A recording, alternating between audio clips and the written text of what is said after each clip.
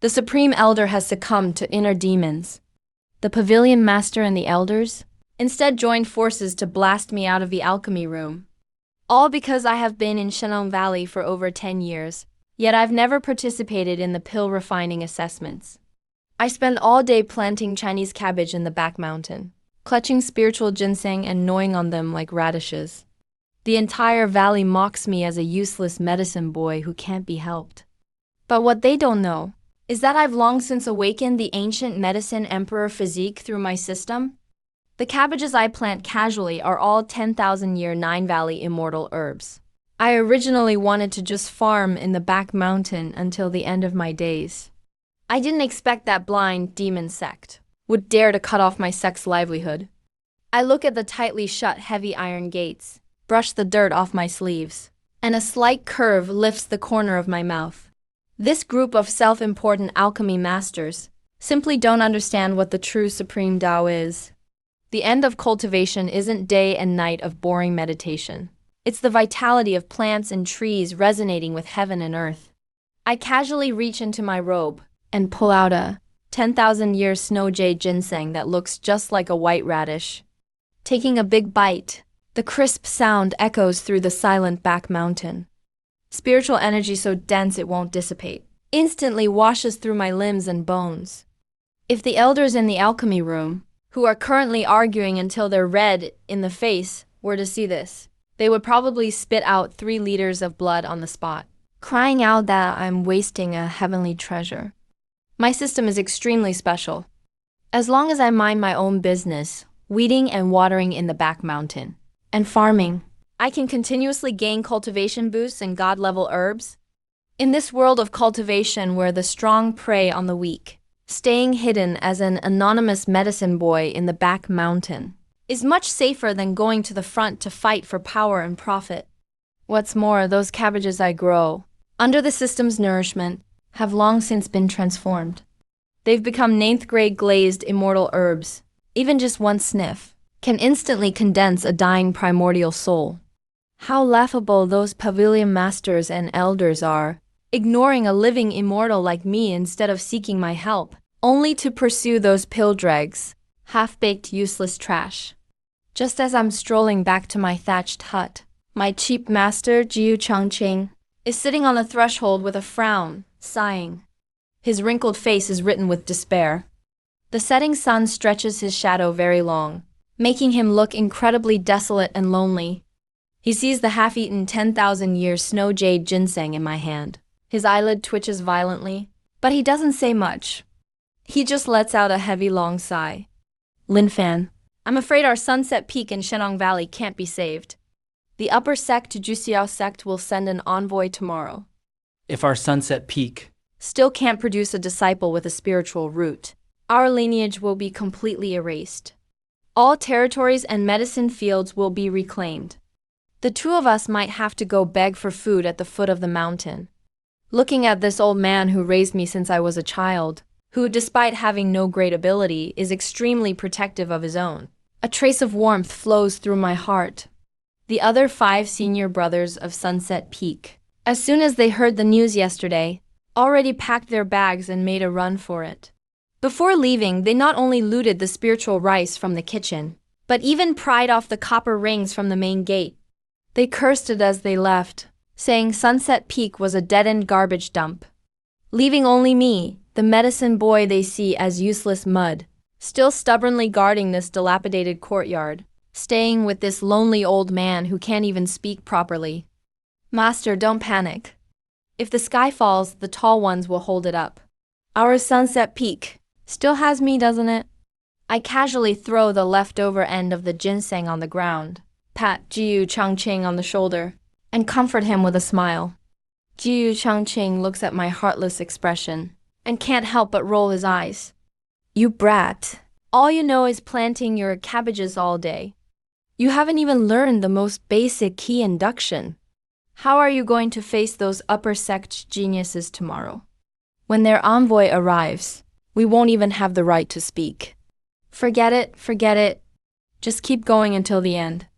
Even if disaster strikes tomorrow, the heritage of Sunset Peak cannot be lost. Go ring that broken bell in the square. Consider it a final send-off for our lineage. I nod obediently and walk toward the empty white jade square of Sunset Peak. The bluestone slabs under my feet are already overgrown with weeds. Every 10 feet, there is a palm-sized bronze bell. These aren't ordinary decorations, but flame spirit energy bestowed by the Juxiao sect to its subordinate sects. Only geniuses with top-grade spiritual roots can shatter them with spiritual power. Looking around, the dozens of broken bronze bell fragments in the front row record Sunset Peaks, past glory and honor. But by my generation, this last bronze bell, I have been striking for a full 16 years, yet not even a single crack has ever appeared. Everyone in the valley uses this as a laughingstock, saying I'm a supermortal who can't even strike through scrap metal. I walk up to that dust-covered bronze bell, casually pick up a withered peach branch nearby, while silently complaining in my heart about how unreliable this testing equipment is, and carelessly swing it down toward the bell face. But the moment the peach branch touches the bell face, Jiu Changqing, who was standing far away looking dejected, staring at my back, suddenly began to mutter to himself gloomily. Although Lin Fan's spiritual root hasn't awakened, his character is steadfast, far exceeding ordinary people. If heaven is kind and grants him a spiritual root, even the most ordinary mixed spiritual root, with his perseverance, he would surely carve out a place for himself in this cultivation world. He would be unstoppable. Before Jiu Changqing's words could land, I suddenly felt deep within my danshan an indescribable surge of violent fury. The warm spiritual power, originally still as dead water, began to roar wildly at this instant. The ancient medicine emperor physique, accompanied by an unstoppable force, it surged frantically from my limbs and bones toward my right arm. The palm holding the peach branch glowed with a faint layer of golden light. This is a surge of great power I have never felt in over 10 years. Holy crap. Has this old man master's mouth been blessed? Whatever he says comes true. In that moment of daze, the peach branch in my hand already slammed heavily onto the bronze bell. Asterisk dong, asterisk. A vast and ancient bell chime instantly echoed through the 9 heavens. The sound wave turned into a tangible ripple, directly sweeping away the fallen leaves and snow within 100 feet, clearing everything. Jiu Changqing trembled all over from the fright. Just as he was about to turn and scold me for being too heavy-handed, a sudden sound reached his ears, an extremely subtle, crisp sound. Asterisk crack, asterisk that small bronze bell that had been mocked by the entire Shenong Valley for 16 years. At this very moment, developed spider-web-like cracks spreading from the center of the bell face. Then, under Jiu Changqing's dumbfounded gaze, it burst into a cloud of golden dust, reflecting a dazzling and mesmerizing brilliance in the sunlight. The spiritual root has awakened, and it's of a quality so high that even the testing device couldn't withstand it, an ultimate spiritual root. Jiu Changqing looked as if he had been struck by lightning, frozen on the spot. After quite a long while, he finally let out a shocking, earth-shattering scream. Whoa! The founder's spirit has appeared! Lin Fan, kid, you actually awakened for real. That wrinkled old face instantly flushed with excitement. He bounced up 3 feet high like a kid, grabbing my shoulders, shaking me with all his might. Even tears of excitement glistened at the corners of his eyes. If not for Sunset Peak, which is now so poor we can't even lift the pot lid, he would have thrown a feast for 3 days and 3 nights, and announced it to all of Shenong Valley, that even Sunset Peak has produced a genius. Early the next morning, just as the first ray of dawn hit the mountaintop, 2 crisp crane calls echoed from the horizon.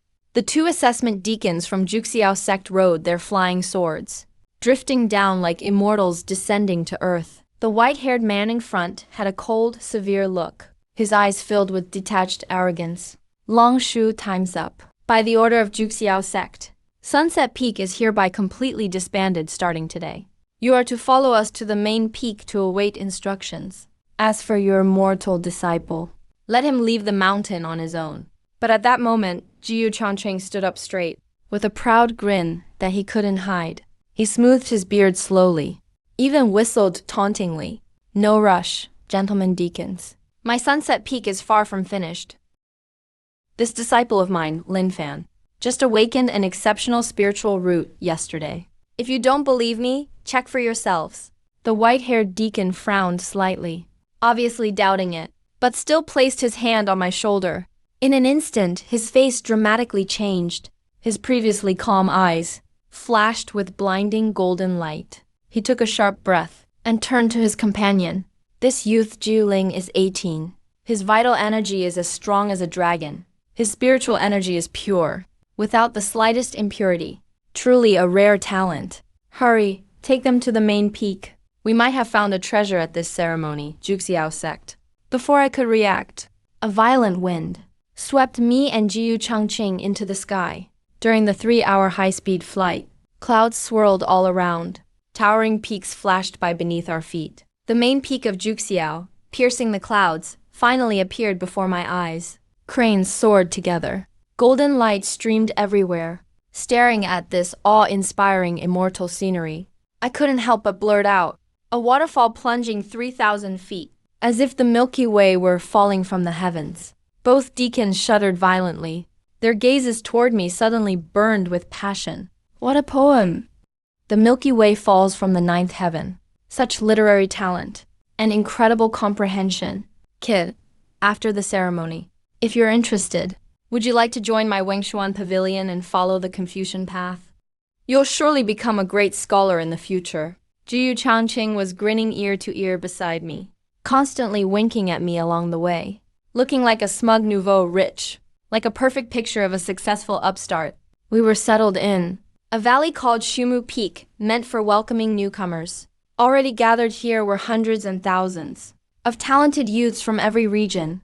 Each and every one of them emitted powerful waves of spiritual energy, their eyes filled with pride and confidence. The guiding deacon told me that at tomorrow's Yanlin ceremony, everyone would retest their spiritual root attributes and levels, from common, lesser, greater, supreme, then to the legendary heavenly and divine grade. Each level corresponds to a different color of light and determines their cultivation resources and status. Led by Vizhog Xiao, I found a clean stone house to rest in. This little girl is the daughter of Shumu Peak's guardian. Cute as a doll, lively and adorable, and never stopped chatting the whole way, constantly giving me explanations about all sorts of strange stories within the sect. Suddenly the crowd ahead stirred, accompanied by scornful snorts. 3 arrogant youths in bright yellow brocade slowly walked forward amid everyone's admiration. Wherever they passed, the other new disciples stepped aside, their eyes full of awe. The Zhao Xiao leaned to my ear and whispered, Brother Lin Fan, you'd better stay away from them.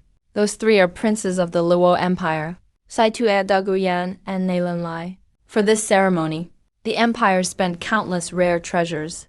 It's said one of them has even awakened, a heavenly grade spiritual root, born, destined to become a personal disciple of the leaders. Looking at those 3 arrogant guys, I just shrugged indifferently, feeling absolutely nothing. Even kind of wanted to go home and water my cabbage. Seeing I didn't reply, the Zhao Xiao thought I was intimidated by their status, and hurriedly patted her chest, reassuring me, Brother Lin Fan, don't lose heart. In my opinion, you're handsome and charming. Extraordinary temperament too. Maybe you're a hidden child of destiny as well. Tomorrow you might test a top grade and knock their socks off. The moment the Zhao Xiao finished speaking, the golden spiritual energy in my danshan started rampaging even more violently. A surge of heat several times stronger than yesterday instantly swept through my limbs, far more violent and intense. The warm surge instantly flooded all through my body, though it lasted only a moment.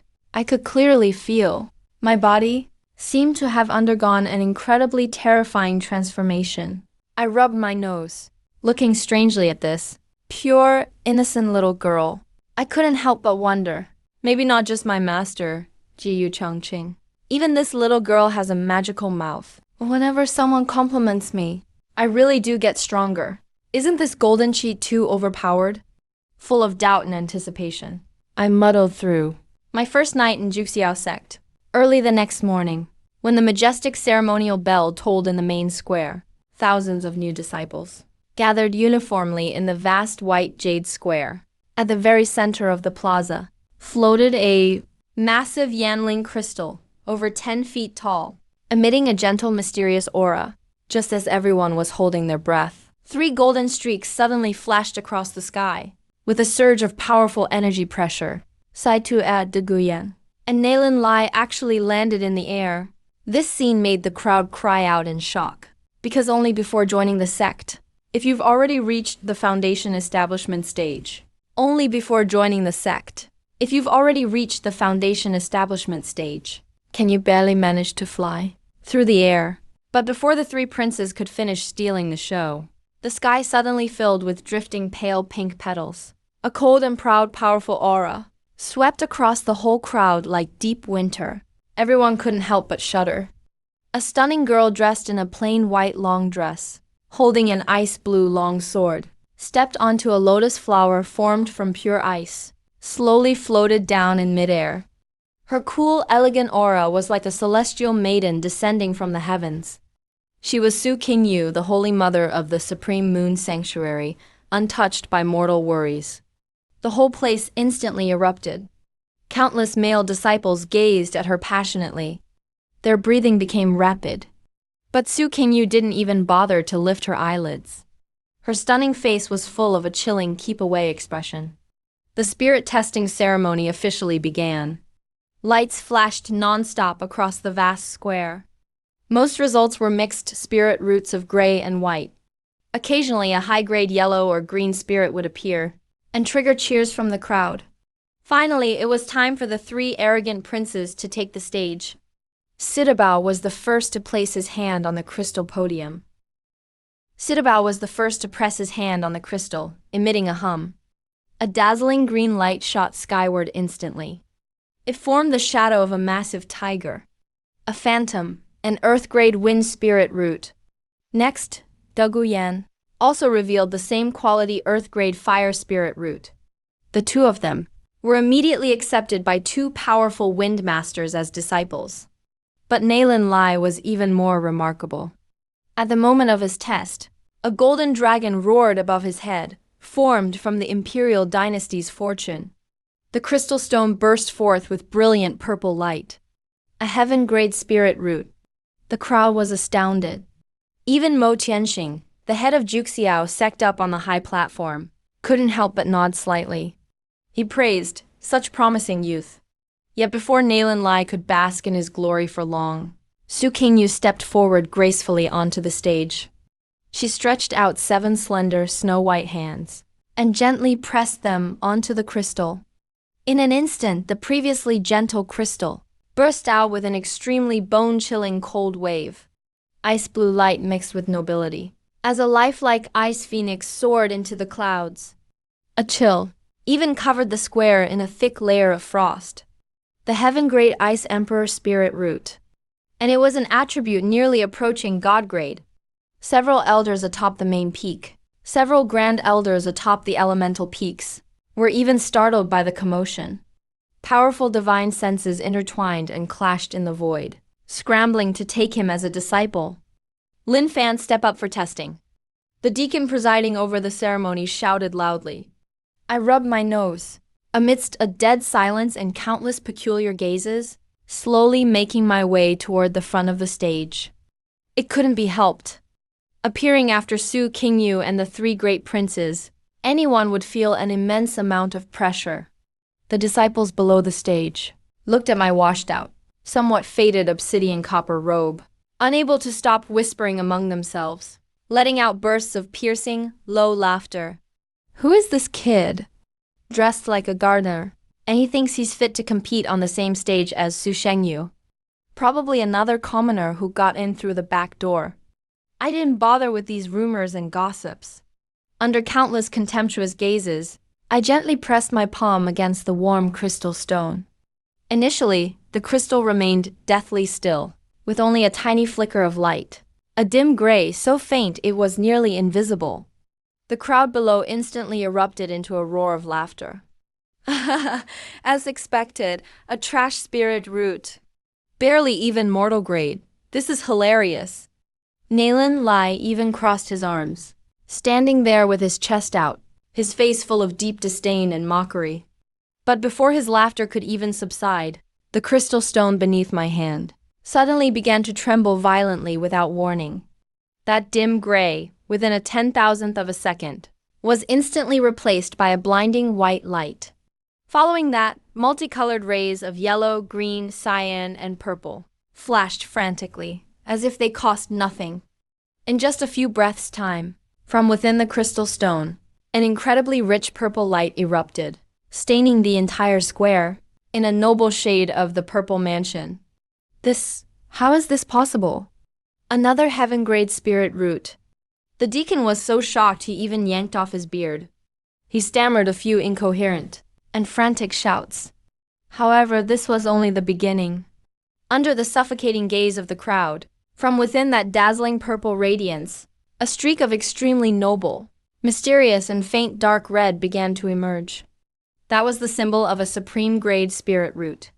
Asterisk crack, asterisk the white jade square beneath my feet, at this very moment, suddenly split open with a fissure without warning.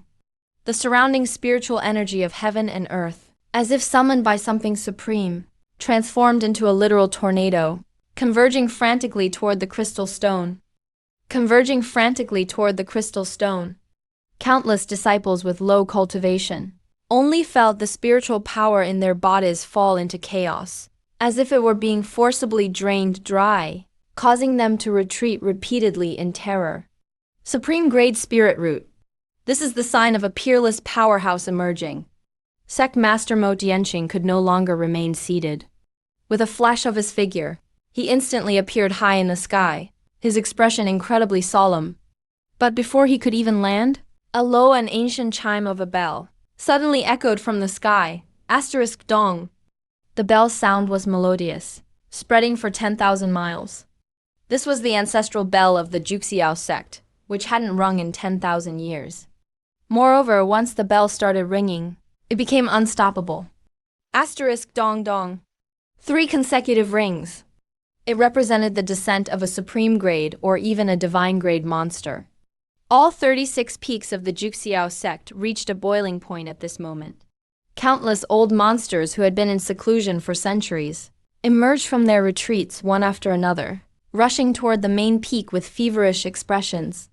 In Su Qinyu's eyes, which were originally as calm as water, a massive wave finally surged. She stared fixedly at the young man, who stood before the stage looking quite ordinary. She simply could not believe that this guy, whom everyone looked down upon, actually possessed an aptitude superior to her own. The expressions of Nayland Lai and the other two were even worse. Their faces had turned incredibly ugly, filled with an envy so sharp they nearly crushed their teeth. Just as the entire field fell into a deathly silence, 2 streaks of light landed wobbly at the edge of the square. It was Jiyu Changqing and the deacon who had brought us here. Jiyu Changqing looked at that blinding light, where red and gold intertwined, and rubbed his eyes. Immediately, he erupted into a burst of hearty laughter. My good disciple, I knew you were a peerless genius. What does a mere supreme grade spirit root matter? In my opinion, even if you awakened that legendary 9 heavens divine grade spirit root, I wouldn't be surprised in the slightest. Asterisk rumble, asterisk the moment Ji Changqing said those words, I only felt as if billions of thunderclaps had exploded in my mind at once. The ancient, desolate medicine physique within me seemed to be fully activated at this moment. The golden spiritual power deep within my Danshan instantly transformed into a golden dragon soaring through the 9 heavens, roaring frantically and tearing away. The crystal stone, which originally only had a hint of golden spots, in this single instant had all its impurities swallowed clean within 1,000th of a second. What replaced them was a golden light from the 9 heavens' radiant sun, so blinding it was impossible to look at. That golden light was too intense, far too intense, and it instantly shattered Mo Tianqing's protective shield, transforming into a golden pillar of light 100 feet thick, piercing straight into the clouds. The sect protection array of the entire main peak began to operate spontaneously at this moment, letting out a tooth-grinding hum. Wherever the golden light passed, auspicious clouds gathered into the shape of dragons and phoenixes. The spiritual energy within 3,000 miles went into a total riot, dyeing the entire sky into a shade of incomparable noble gold. Golden divine grade spirit root. The child of destiny has descended. Mo Chanxing was so shocked he nearly fell from midair, his voice trembling so much his tone went completely out of whack. All elders form the 9 heavens sun-covering array. Seal off the heavenly secrets. We absolutely cannot let the outside world know. Streams of light emerged frantically from every mountain peak. Countless experts, no longer caring about hiding their cultivation, bit their tongues one after another to spray out blood essence, merging it into the great array. However, the power of that golden beam was far too terrifying. It actually tore through a corner of the array, transforming into a golden dragon that soared above the 9 heavens, letting out a deafening dragon roar. That night, countless hidden masters across the divine land opened their eyes simultaneously, their expressions filled with shock. As they stared in horror toward the direction of the Juxiao sect, the mandate is descending. Great chaos is about to rise. The heavens of the divine land are about to change. While the outside world was in turmoil, at the top of the Juxiao sect's main peak, a stone statue of the first founder that had stood for 10,000 years suddenly had large pieces of its stone skin peel off. A peerlessly majestic divine thought instantly condensed into the phantom of a white-haired old man with an immortal air. He glanced indifferently at the scene of total chaos below. With a wave of his sleeve, the auspicious golden light and the heavenly phenomena were forcibly wiped away in an instant by a supreme power. Everything returned to tranquility. Nurture this child well. He is the key to our Juxiao sect's eternal prosperity. The phantom left behind an ethereal sentence, and then slowly dissipated into the void. I stared blankly at the pile of pulverized crystal residue beneath my hand, then looked around at the sect master and elders, who were staring at me, as if I were some kind of monster. I felt a wave of guilt in my heart, and silently tucked my hand back into my sleeve. That old man, Ji Changqing, I definitely can't let him speak freely in the future. The power of that prophetic mouth of his is far more terrifying than any 9th grade heavenly tribulation. The worst part is, he just said another sentence. What was just said again? The apprenticeship ceremony continued in an extremely bizarre and frenzied atmosphere. Proceeding further, the once lofty peak lords now looked at me like wolves who haven't eaten for 3 days and nights. Seeing a plump, juicy lamb, they were practically drooling. The Tangshuan Peak Lord was the first to lose control. He jumped straight off the platform, Grabbed my wrist with one hand. His old face was smiling like a blooming chrysanthemum. Lin Fan, holding a side position. Come to my Tangshuan Peak. You can read every sword manual in the Peak's collection. Old me can even give you the sect's only emperor-grade white tiger sword. Just kidding. What's so great about swordsmanship? Come to Beastmaster Peak. Pick any kind of divine beast or mount you want. I'll just give you one directly. A spiritual beast with white tiger bloodline. All 36 peak lords descended into chaos, fighting to win over me, the child of destiny blessed with a divine grade spiritual root. Their usual immortal sage-like image was nowhere to be seen. They even started pulling beards and pinching each other's thighs. The female lord of Shu Yu Peak abandoned all restraint and threw me a flirtatious wink, said sweetly, little Lin Fan, as long as you're willing to come.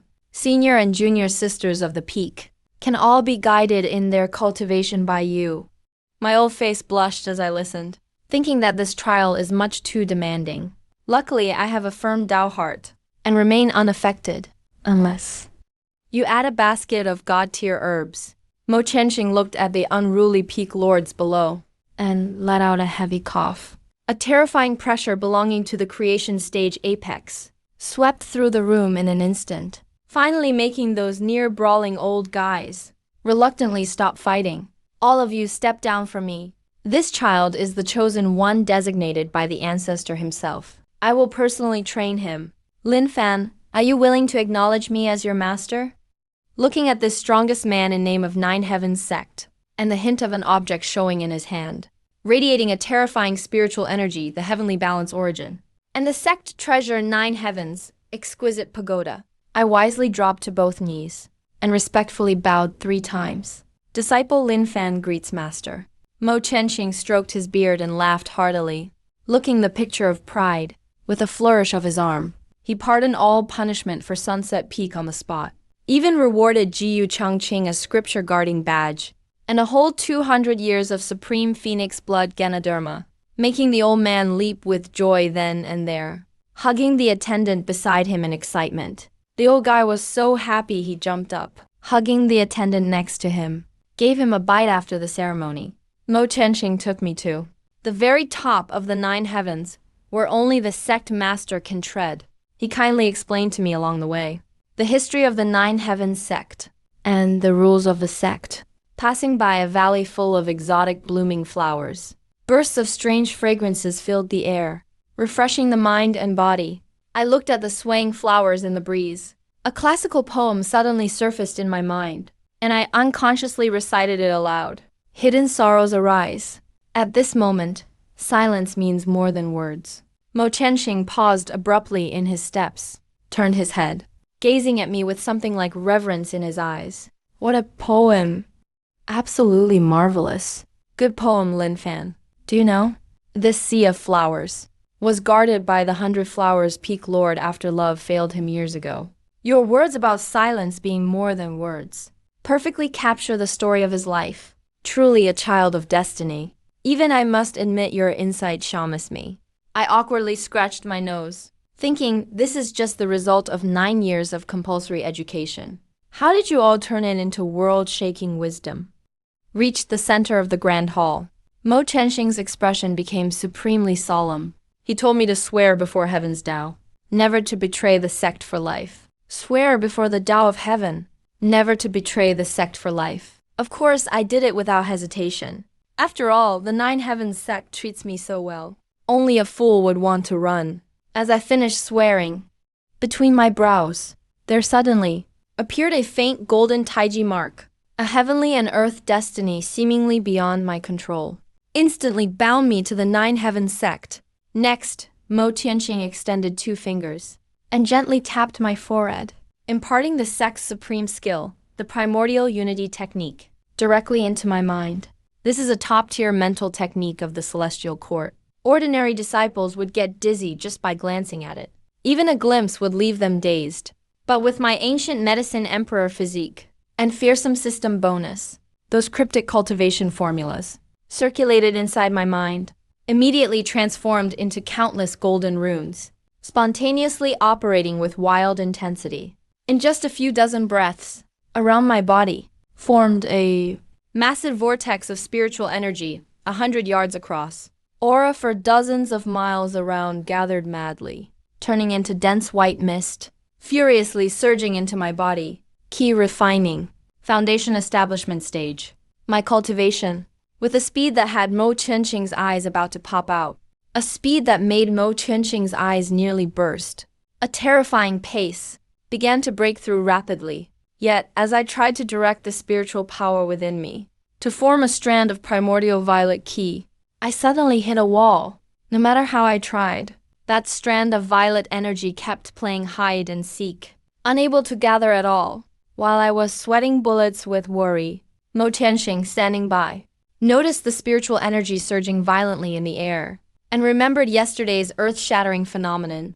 He couldn't help but inwardly praise. Lin Fan has a divine-grade spiritual root. This mere primordial violet ki should be a piece of cake for him, a natural progression. Maybe he can even cultivate the primordial golden lotus not seen for 10,000 years. As Mo Chenxing was just having that thought, I felt like the top of my head was smacked open by someone. Even the stars in the sky seemed to dim. A majestic purple waterfall dozens of yards wide poured down straight from the heavens, completely flooding the 9 heavens summit, transforming the world into a sea of violet. Within that endless purple aura, a solid gold lotus the size of a thumb grew, slowly blossoming, emitting an aura worthy of worship and awe. A supreme aura that demands reverence. My god. I actually triggered the primordial golden lotus while cultivating primordial violet key. Isn't this commotion a little too much? I opened my eyes, staring at the countless runes embodying the laws of heaven and earth that appeared everywhere. I was completely stunned. This mouth's innate luck really can't be guarded against. Meanwhile, outside the main hall, the 36 peak lords were already scared out of their wits, staring up at the massive golden lotus hanging in the sky. All fell to their knees in terror, crying out to the heavens that the Nine Heavens sect is truly about to produce a legend this time. Mo Chenxing pushed open the doors and walked in, trying hard to act calm, but his trembling legs and lips stretched in a grin nearly past his ears still utterly exposed his excitement. Disciple, even though you just manifested a small primordial golden lotus, don't get arrogant. Stay humble and diligent. Keep pressing on with cultivation. He patted my shoulder and spoke in earnest. I could only nod obediently again and again, thinking if you hadn't run your mouth, would there have been such a big commotion? I only wanted to quietly grow my cabbage. Early the next morning was the sect elders' public meeting. Early morning was the day for the sect elders' public lecture. Countless newly recruited disciples arrived at the martial arts arena early to secure a spot. Everyone looked solemn, sitting upright and formal. Meanwhile, I was yawning, leisurely stepping onto the sect leader. The Earth-grade treasure master gave me yesterday. The universe exquisite rain. I drifted down slowly from midair. Halfway there, I encountered Nayland Lai and his two companions. Seeing them sweating profusely while sprinting up the mountain path, I very enthusiastically called out to them. Junior brothers, why aren't you flying up? Did the sect fail to issue you flying treasures? Hearing this, Nayland Lai was so angry he almost spat out a mouthful of blood. His eyes were red as if he wanted to eat someone. Isn't this kid just relying on his God-grade spiritual root? What is there to be so proud of? The one lecturing later is Elder Hong of Tianqing Peak, known as the Yama of the Nine Heavens. This man cannot tolerate even a grain of sand in his eye. Even if the imperial prince makes a mistake, he'd still have to go to the discipline hall to reflect for 3 days. Just you wait. You're in for it. As expected, Elder Hong, who was in charge of the lecture today, had a grim face. His entire body radiated a suffocating and terrifying pressure. While teaching the circulation routes of basic cultivation methods, Saitu Eya and De Guyan, just because they took an extra look at the person next to them, just for glancing at the person next to them, were sent flying with a flick of his sleeve. He coldly punished them to 3 days of reflection at the discipline hall, forbidding them from eating. The disciples in the audience were so scared they didn't dare to breathe. Everyone straightened their backs, fearing they might annoy this living Yoma. Unfortunately, because I tried to suppress the surging spiritual energy in my body last night, I spent the whole night tossing and turning without sleep. Now listening to Elder Hong's monotonous lecturing voice that sounded like chanting, my eyelids felt as heavy as lead. They kept drooping and fighting to stay open. Finally, unable to hold on any longer, I actually tilted my head, and under the horrified gazes of countless people, fell into a deep sleep. I even made some very ungraceful smacking sounds after smacking my lips. This kid is dead. Nayland Lai gloated wildly in his heart, as if he could already see the miserable scene of me being slapped, flying away by Elder Hong. At this moment, Elder Hong's expression indeed turned gloomy to the extreme. He took heavy steps, walking toward me step by step. The temperature of the entire martial arts arena dropped to the freezing point at this instant. Just when everyone thought disaster was imminent for me, Elder Hong walked up to me. Looking at my sleeping face, the coldness in his eyes instantly melted. The coldness in his eyes instantly turned into endless tenderness and affection. He turned his head and glared fiercely at the surroundings, at the disciples who didn't even dare to breathe. Lowering his voice, he said in an extremely gentle tone, "All of you, shut up! Can't you see nephew Lin Fan is communing with the creation of heaven and earth? He is the son of destiny, preoccupied with myriad affairs, and works so hard in his cultivation. If anyone dares to make the slightest sound to disturb him, this old man will skin him alive. With that, Elder Hong pulled out from his sleeve a precious Dharma robe woven from celestial silkworm ice silk, and carefully covered me with it, fearing I might catch a cold. This scene instantly made all the new disciples present question their lives. Nayland Lai even collapsed to the ground, his head buzzing. Is this what you call being impartial? Is this what you call the Yama of the 9 heavens? So we're all just picked up from the street, and only this kid is his biological son? When I finally woke up, the sun was already high in the sky.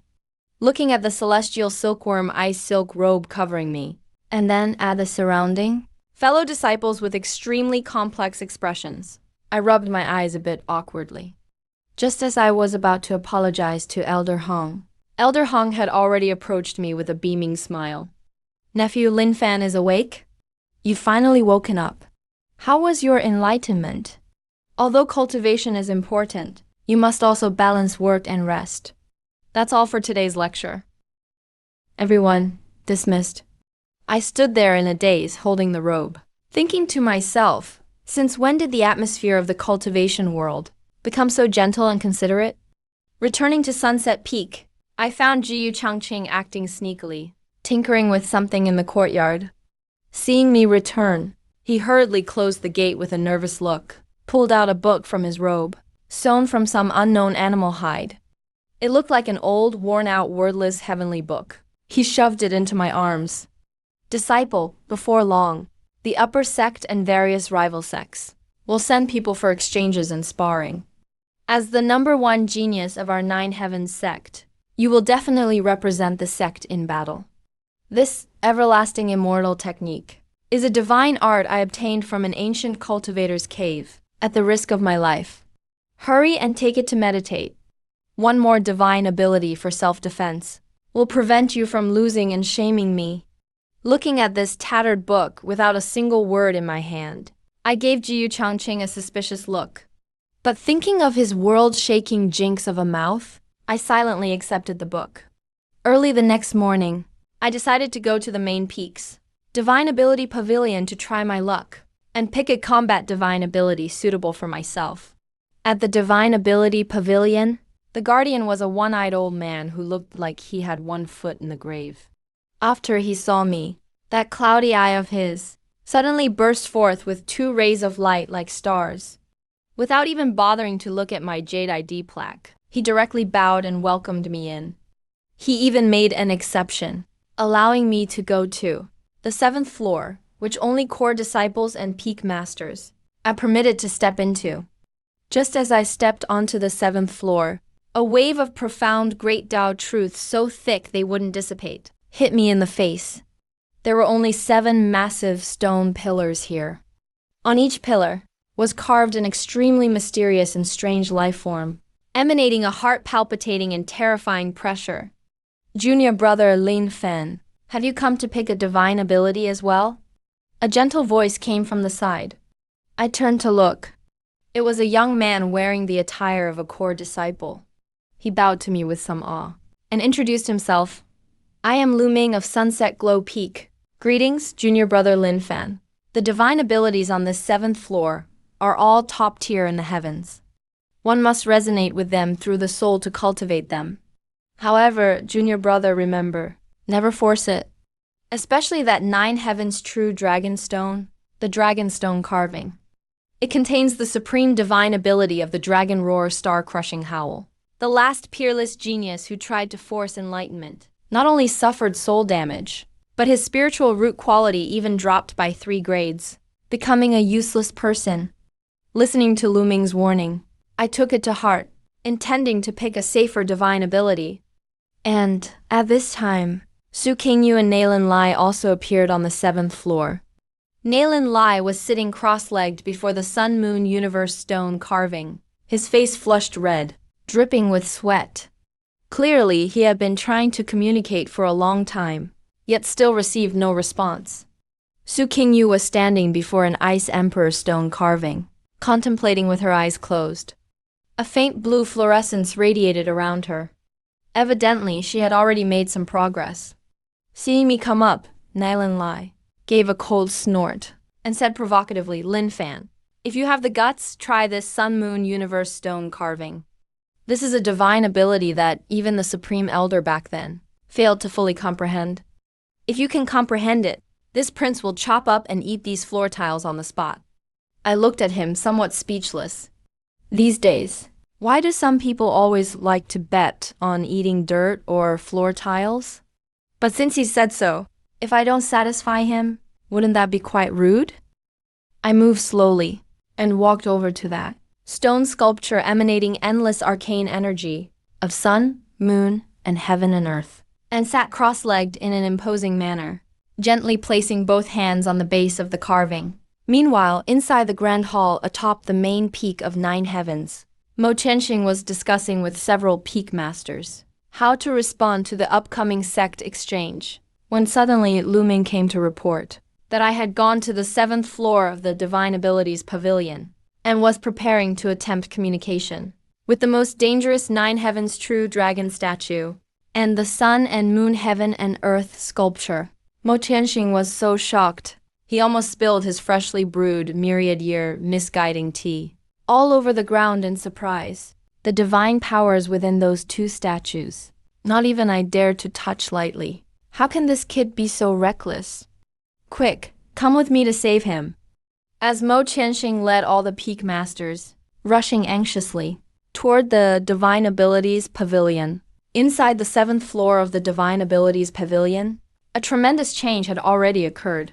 While I originally just sat quietly before the sculpture, the moment I closed my eyes, in my mind, suddenly appeared a massive golden giant reaching to the sky, holding the sun and moon in its mouth, and standing upon heaven and earth. At this moment, my ancient medicine field physique exploded completely, resonating with the Light Valley medicine field physique inside the statue, erupting fully at this moment, and the chaos energy within the statue formed an almost perfect and terrifying resonance.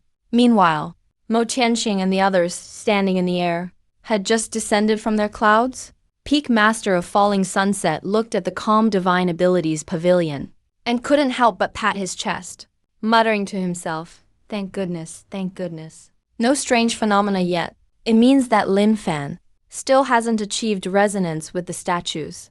As long as we go in now to stop him, there's still time to save him.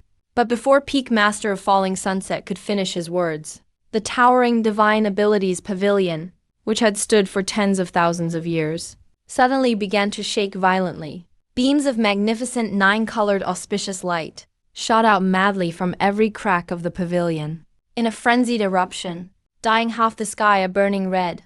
Then an ancient dragon roar that shattered souls, and a heavy booming bell ring, resounded across the heavens at the same time. This is bad. The Divine Abilities Pavilion is going to collapse. Run! Lu Ming, Nailin Lai, and the others were blasted away by this uncontrollable raging force, sent flying directly without resistance, and landed on the plaza covered in dust and dirt.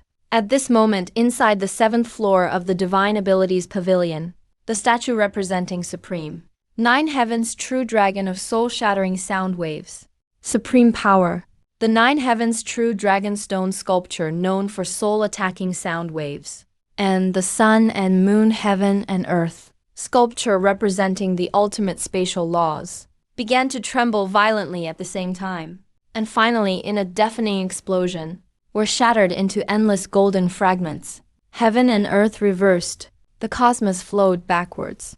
A 1,000-foot-tall giant figure, holding the sun and moon in its hands, and treading across the stars, coalesced in the sky above 9 heavens sect with me at its center.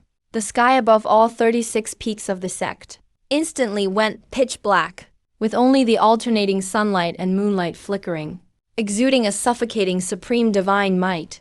9 heavens true dragon roar, sun and moon heaven and earth transformation. He actually managed to master both of the supreme, top-level divine powers of the celestial court at the same time. Mo Qianxing was literally petrified in midair. His hair was blown about wildly by the wind, but he was in no mood to tidy it. All 36 peak masters instantly dropped to their knees, stunned, just sitting there, staring at the young god that stood between heaven and earth. minds completely blank. Heaven and earth reversed, all laws unified. I slowly opened my eyes, and my gaze seemed to hold suns, moons, and countless stars constantly being born and extinguished. That terrifying law-form phantom. Also gradually merged back into my body. I helplessly patted the dust off myself and looked at the now ruined 7th floor of Divine Abilities Pavilion, and a bit awkwardly shrunk my neck in front of the just landed Mo Tianxing. Master, if I say the sculpture exploded on its own, would you believe me? Mo Tianxing wasn't even listening to my explanation, and in his overwhelming joy he grabbed my hand, his face flushed red with excitement. I believe you! The explosion was great! Splendid explosion. As long as you can comprehend such divine powers, let alone destroying the 7th floor, even if you tore down the entire Divine Abilities Pavilion, I wouldn't even blink an eye. Lin Fan, you are truly a living celestial gifted to 9 heavens by the heavens. You're a living celestial in 9 heavens. To test the power of my newly acquired divine power, and to suppress the arrogance of those with ulterior motives, Mo Tianxing had specially instructed his chief disciple Lu Ming to suppress his cultivation. Down to the foundation establishment stage to have a friendly spar with me, Lu Ming reluctantly walked up to the stage, cupped his fist to me. Junior brother Ling Fan, please take it easy later, and show some mercy. I'll suppress my cultivation at the peak of foundation establishment. Let's just keep it friendly. I nodded obediently, and then obediently nodded, then slowly raised my right palm, primordial creation scroll. As the primordial purple energy within me surged wildly, above my head, a massive illusory scroll over 100 feet wide formed. Within the scroll, mountains, rivers, sun, moon, and stars looked lifelike, radiating an awe-inspiring destructive power. Lu Ming stared at the huge scroll that blocked out the sun, the corners of his eyes twitching sharply, and a deep sense of dread rose in his heart. Hold on, junior brother.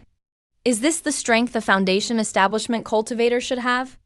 Before he could finish his sentence, that giant primordial creation scroll, 100 feet wide, came crashing down with the force of a tidal wave. Lu Ming was scared out of his wits, so much so that he forgot all about suppressing his cultivation.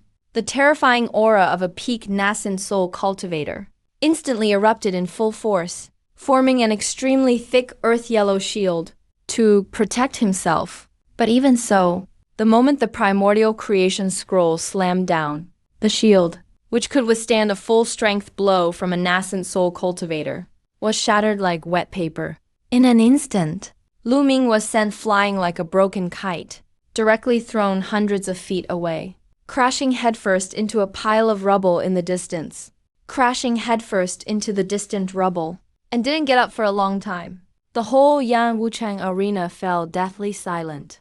Countless disciples rubbed their eyes, staring at me as I innocently dusted off my hands, then looked at the distance, at the fainted 9 heavens sect great ruler, and all swallowed hard in unison. This is what you call holding back? He's supposed to be a complete rookie, who's only been cultivating for less than 3 days. Are you kidding me?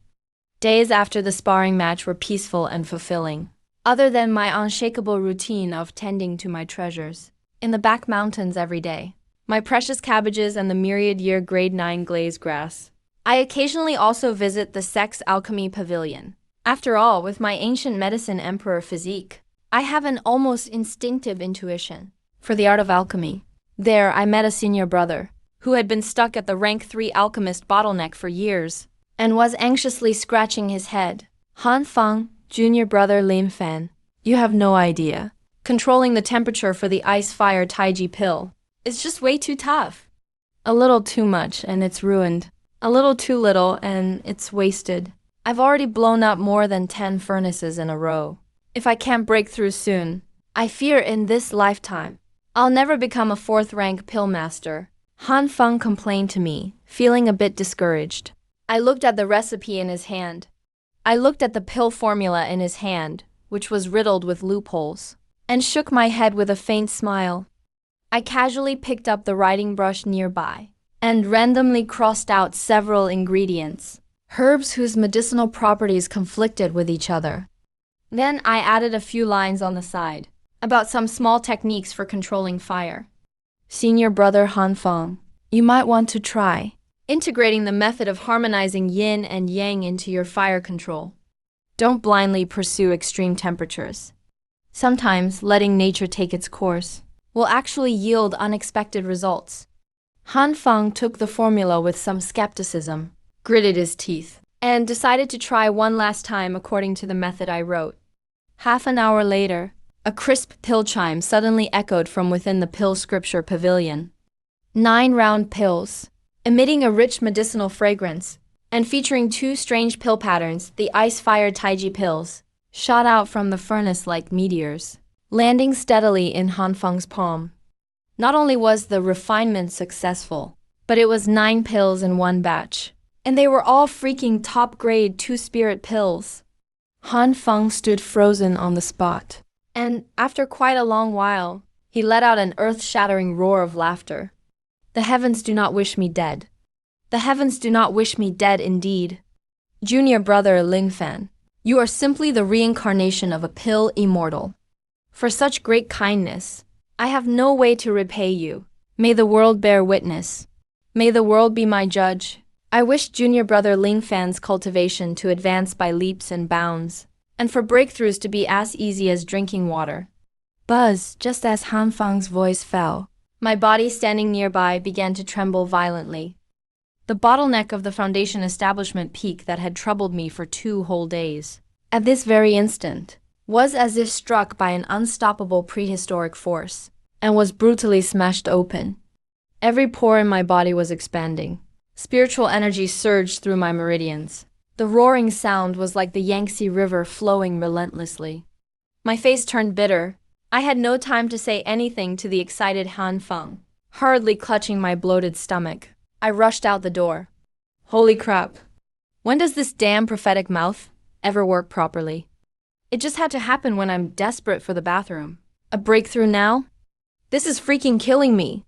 While I was frantically searching all over the main peak for a latrine, the sky had already, due to my sudden breakthrough, undergone an extremely terrifying change.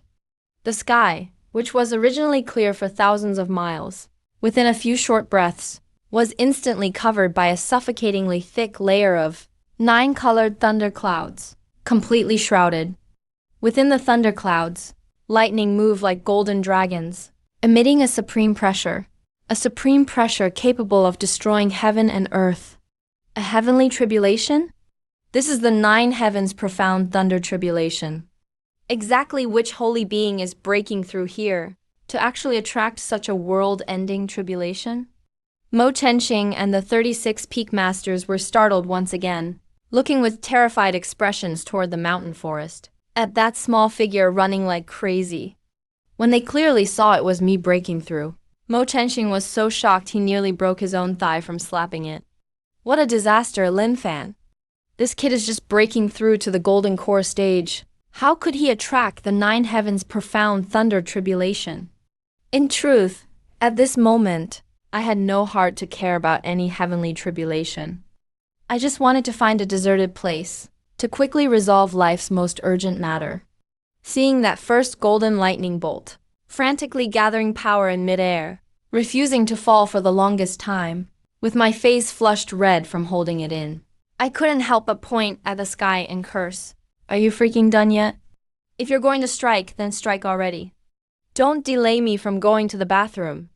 Rumble, seemingly completely enraged by my provocation.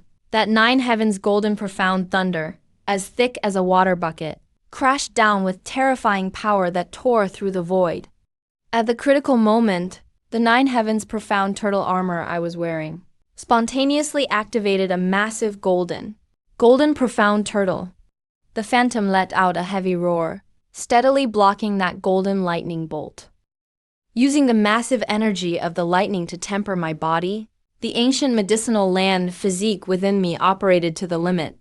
The golden core stage bottleneck, which was originally like an insurmountable chasm, completely vanished in this instant. Early golden core, middle golden core, late golden core. Breaking through 3 levels in an instant, reaching the peak golden core stage directly. As soon as the breakthrough ended, I couldn't hold it in any longer. Like a greased lightning bolt, I turned into a golden streak of light and dived straight into the back mountain latrine that senior brother Han Feng had just pointed out to me. A moment later, among the ruins of the main hall, Mo Qianxing wiped the cold sweat from his forehead and said with some emotion to the elders beside him, "The child of destiny is indeed extraordinary. Even while facing a tribulation, his footwork is so unique, filled with the mysterious rhythm of the great Tao." The group of elders nodded repeatedly, fully agreeing. The next morning, the Nine Heavens sect welcomed its centennial Great Sect Exchange Festival. The flame martial ground was packed with people, and colorful flags fluttered. Nine Immortals Mountain, Flying Immortal Gate, and other friendly sects geniuses gathered together. Suddenly, accompanied by two piercing sounds of breaking air, a massive demon boat, pitch black all over, and emitting a cold, gloomy aura, and a bronze giant sword 100 feet long, with rampant sword energy, brutally tore through the Nine Heavens sect's protective array, and made a forceful landing. The genius of the Thousand Demon Valley, Mo Qianxing, dressed in black, with a sinister look in his eyes. The young master of the Thousand Sword Pavilion, Jian Jinkin, in a green robe, arrogant and overbearing. As soon as these two landed, they scanned the field with extremely contemptuous and provocative looks, sweeping through the crowd, finally fixing their gaze on me, dressed in white, sitting to one side, leisurely munching on a 10,000-year grade 9 immortal herb cabbage. Has the Nine Heavens sect really run out of people? To actually let a medicine boy who doesn't even have a weapon and spends all day eating cabbage become their top genius? It's absolutely laughable. Jian Jinkin stroked his sword and provoked with a cold sneer. I spat out the cabbage leaf in my mouth, shook my head with some helplessness, sighed, and stood up. I just wanted to be a quiet, handsome guy. Why do you people have to force my hand? Force your hand, as if you're worthy.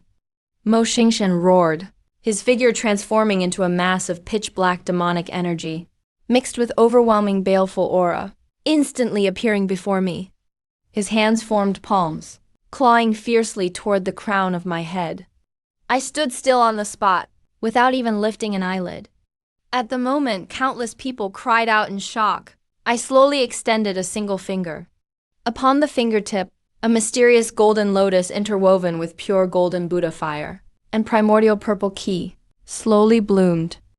Boom! The moment the fingertip collided with the demonic claw, an indescribable, terrifying force instantly tore the demonic entity completely apart.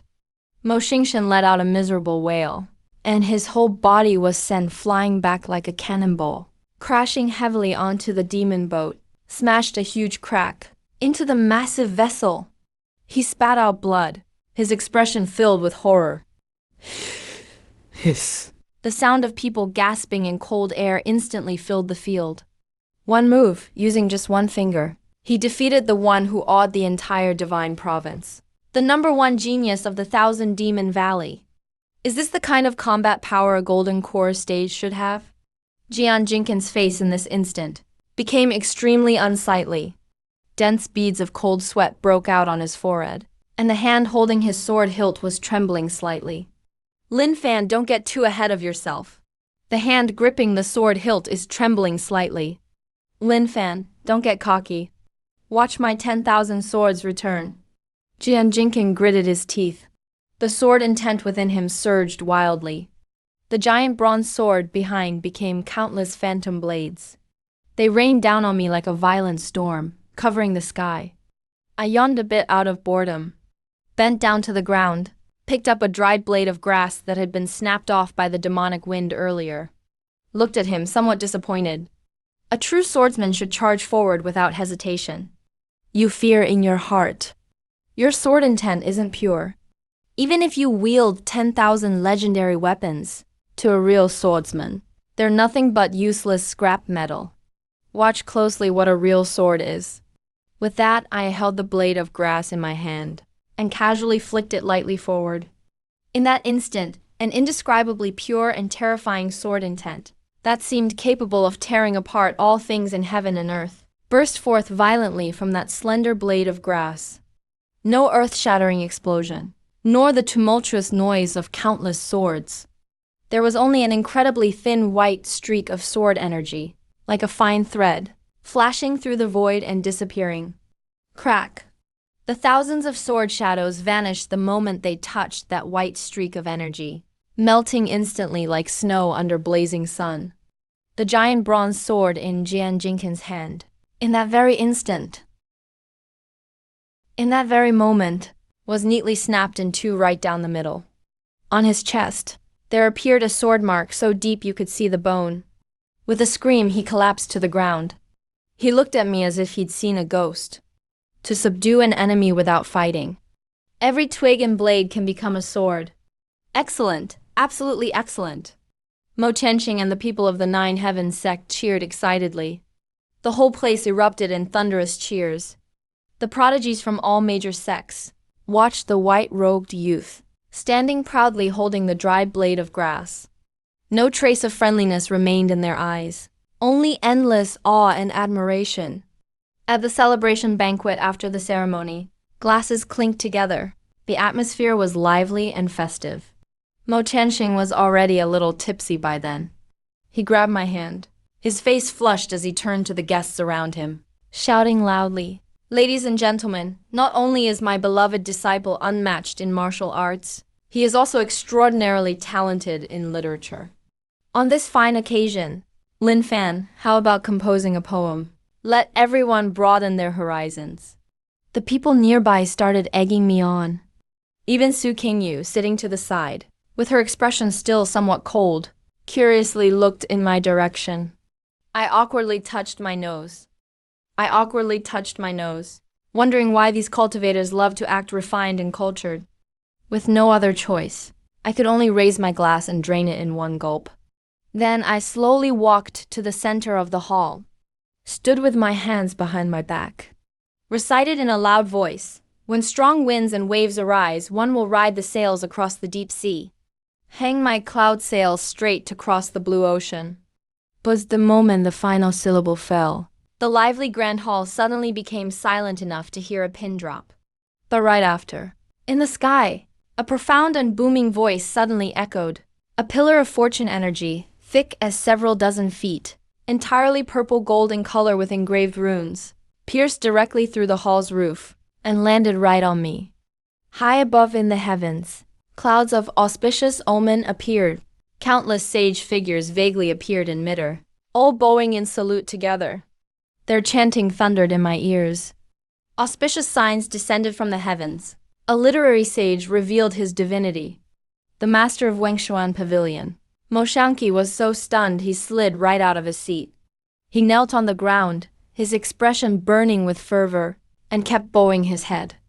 Our Nine Heavens sect finally has produced a sage. Countless strands of literary energy gathered before me, forming a mysterious purple golden brush emitting a faint purple glow, and a simple, ancient inkstone. They dropped right into my palm. I stared at the items that appeared in my hand. Looking at these two mysterious treasures, I was completely dumbfounded. How can writing poetry make you stronger? Isn't the way this world's rules work way too random? After the celebration banquet, I was invited to Wengshuan Pavilion at Shujin Peak. Mo Tianqing accompanied me respectfully. As I looked at the barren, quiet mountain peak, he couldn't help but let out a long sigh. Lin Fan, my dear nephew, literary arts were once revered, but now in the vast Shenzhou land, everyone only cares about cultivating and swordsmanship. No one remembers the sages of literature. This tradition probably can't hold on much longer.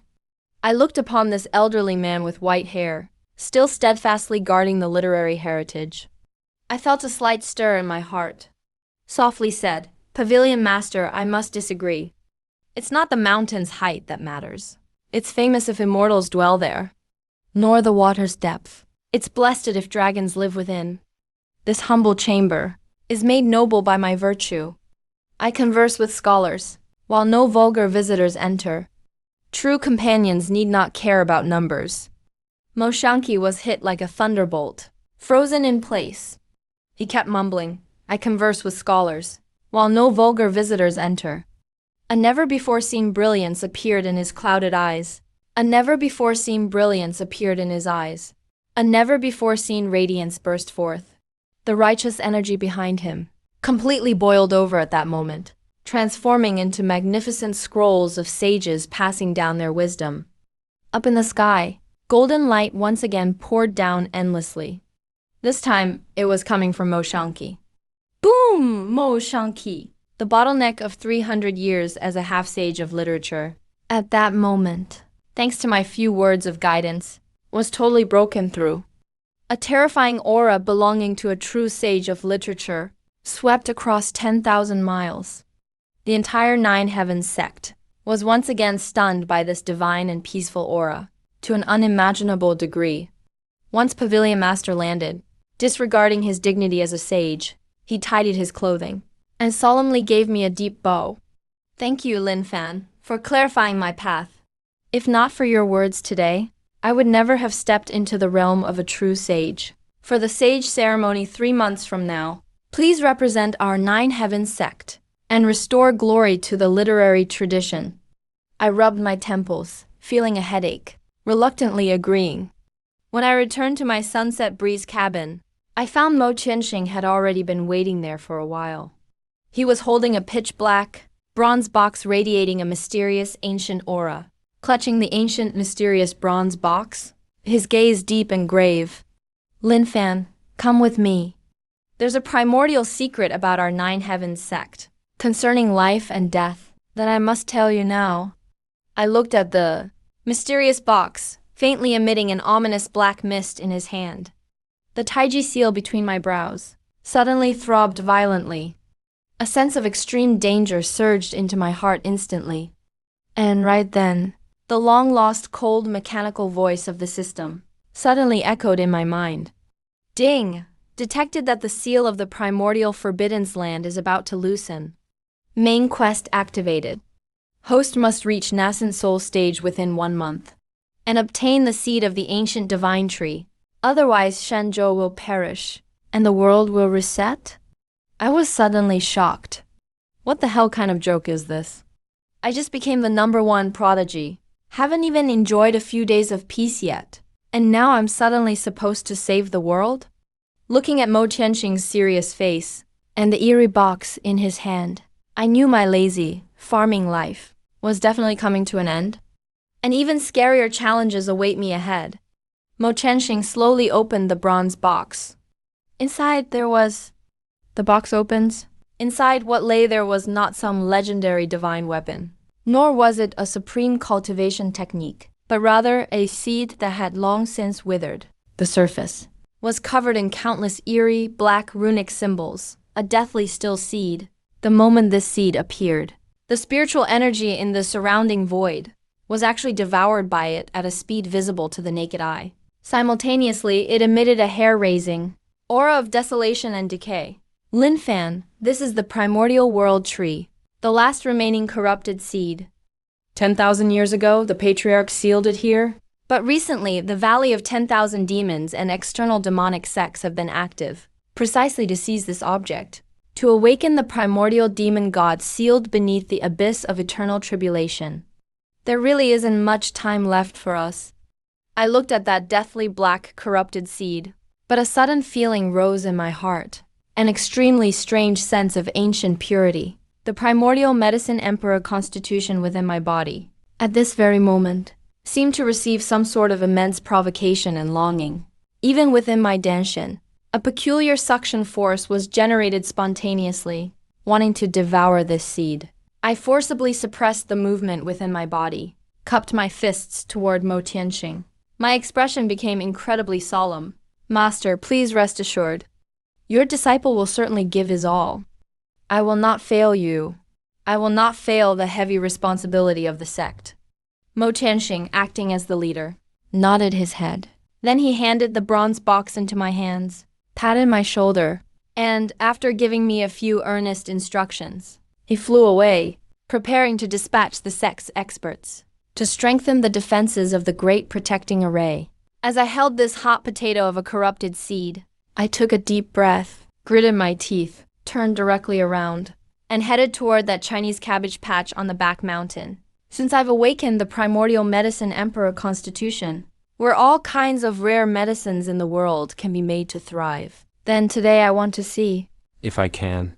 use the spiritual energy of this 10,000-year-old ninth grade glazed immortal grass and the system's super fertilizer to take this deathly seed of the primordial world tree and bring it back to life. I held this pitch black seed and walked back to the back mountain of Sunset Peak with a swaying gait. This forest field, usually used by me to grow Chinese cabbage, glimmered with a warm, faint light under the afterglow of the setting sun. As a gentle breeze blew by, the soil was mixed with the fragrance of Chinese cabbage and snowy region ginseng. One breath of it would make anyone feel refreshed. I knelt down, using that small, rusty iron hoe I usually use for weeding. I gently dug a small pit in the soil. The black seed lay quietly in my palm, like a black hole, greedily devouring the weak spiritual energy scattered around. The soil that was originally full of life, the moment it came into contact with it, actually showed a faint gray layer of deathly stillness. Detected that the host is attempting to plant the primordial world tree. The corrupted seed system's farmer assistant has been automatically activated. Given that the seed is currently in an extreme state of corruption and is on the verge of extinction, a special newbie planting gift pack is being issued. Congratulations to the host for obtaining a handful of 9 heavens breathing soil, a bottle of supreme sweet dew, and a bag of 5 elements creation divine fertilizer. The crisp system prompt ringing in my mind made my eyes suddenly light up, as expected of my golden finger, always able to, at the most critical moment, give me the most thoughtful support. I reached out and lightly brushed the air. A handful of strange, crystal-clear soil shimmering with 9-colored divine light appeared out of thin air in the palm of my hand. That soil seemed to possess a life of its own, wriggling slightly between my fingers, emitting a primordial vitality so dense it had practically materialized. Very carefully, I sprinkled this handful of 9 heavens breathing soil into the pit and placed the withered, corrupted seed on top of it. Then, I unhurriedly tore open that bag of 5 elements creation divine fertilizer and sprinkled it evenly around the seed. Finally, I unscrewed the jade bottle containing the supreme sweet dew of absolute beginning and took that liquid as clear as the 9 heavens Milky Way. Drop by drop, very gently, I poured it onto the top of the seed. A sizzle-sizzle, ear-piercing, corrosive sound instantly rang out in the silent back mountain.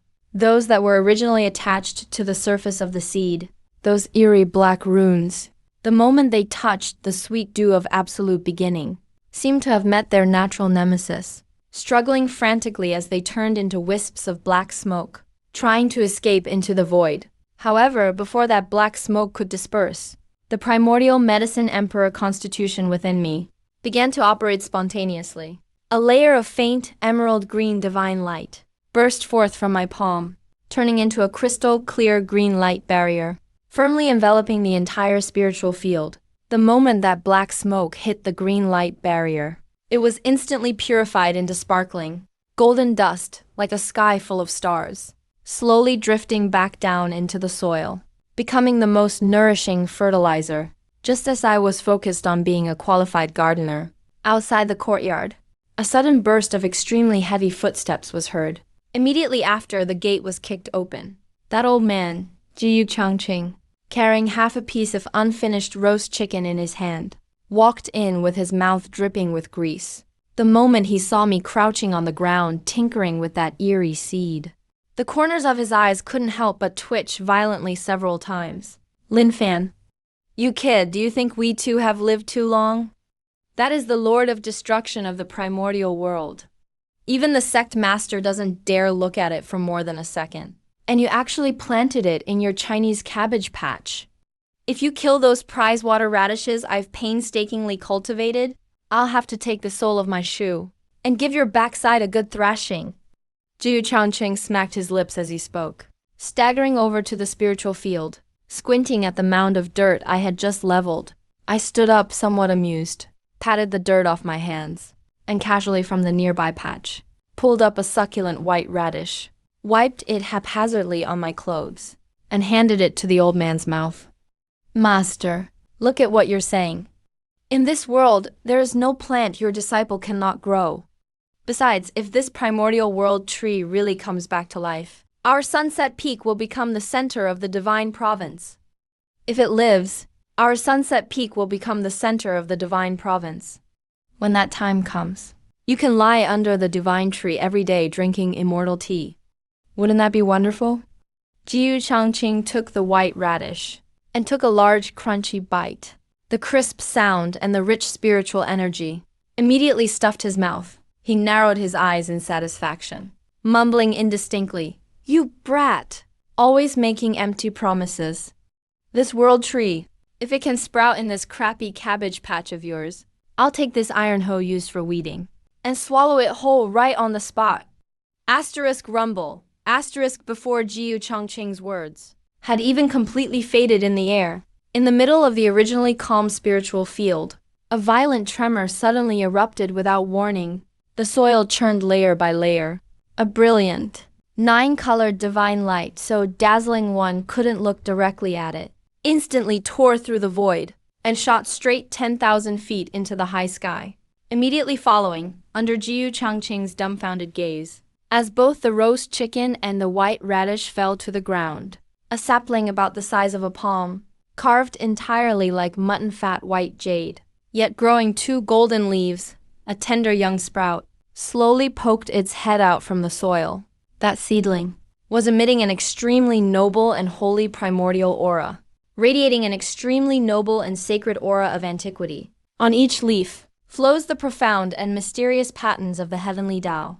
As it appeared, within 100 miles, the withered trees suddenly regained vitality in an instant. The mountains bloomed with vibrant exotic flowers everywhere. Fragrance filled the air, refreshing to the soul. Jiu Changqing was frozen as if petrified, rigidly standing in place. That old face, once full of wrinkles, now twisted with shock, staring dumbfounded at the world tree emanating divine light. The sapling slowly turned its head, looking at the rusty iron hoe at its feet. Its throat moved with difficulty, let out an incredibly comical gulp. "What the? How is this possible? It's actually alive." "Lin Fan, you brat, be honest with me. Did you secretly feed this thing something?" Ancient gold. Seeing the old man so frightened his soul almost left his body, I couldn't help but let out a muffled laugh, casually pointed at the iron hoe on the ground. Joked, "Master, the world tree has sprouted. Would you like to eat this hoe with soy sauce? Or just swallow it directly?" Jiu Changqing's face instantly turned bright red, like a kid whose lie had been exposed. Like a child caught red-handed in a lie, he hurriedly kicked the iron hoe into the bush, coughed twice, trying to cover up his embarrassment. "The weather is really nice today." Suddenly remembered, there are a few batches of elixirs at the main peak, waiting for me to instruct. I'll be leaving now. Once he'd finished speaking, this old man who usually can't even walk steadily, suddenly displayed a terrifying speed rivaling a nascent soul cultivator, and vanished in a flash at the end of the mountain path, leaving behind nothing but a flurry of frantic dust. Watching the old man's fleeing figure, I shook my head smiling, then turned my gaze again toward the delicate world tree sapling. Though nurtured by the nine heavens soil and the system's divine fertilizer, this seed has successfully revived. Yet I can clearly feel, deep in its roots, a stubborn strand of pitch-black demonic energy remains hidden. This demonic energy clings like a deadly curse, entwining the very origin of the sapling, preventing its third leaf from growing. Ding! Main quest progress updated. World tree sapling has successfully sprouted. However, due to demonic energy invasion, its life force is being eroded by demonic energy. Its vitality is slowly dissipating. Host, please head to the sacred land of literature within half a month. Search for the primordial divine springs pure water to irrigate it. Thoroughly purge the demonic corruption. Otherwise, the sapling will completely wither. Quest reward. Fragment of the Supreme Emperor Longevity Manual. Cultivation advanced to nascent soul level. Reading the system prompt.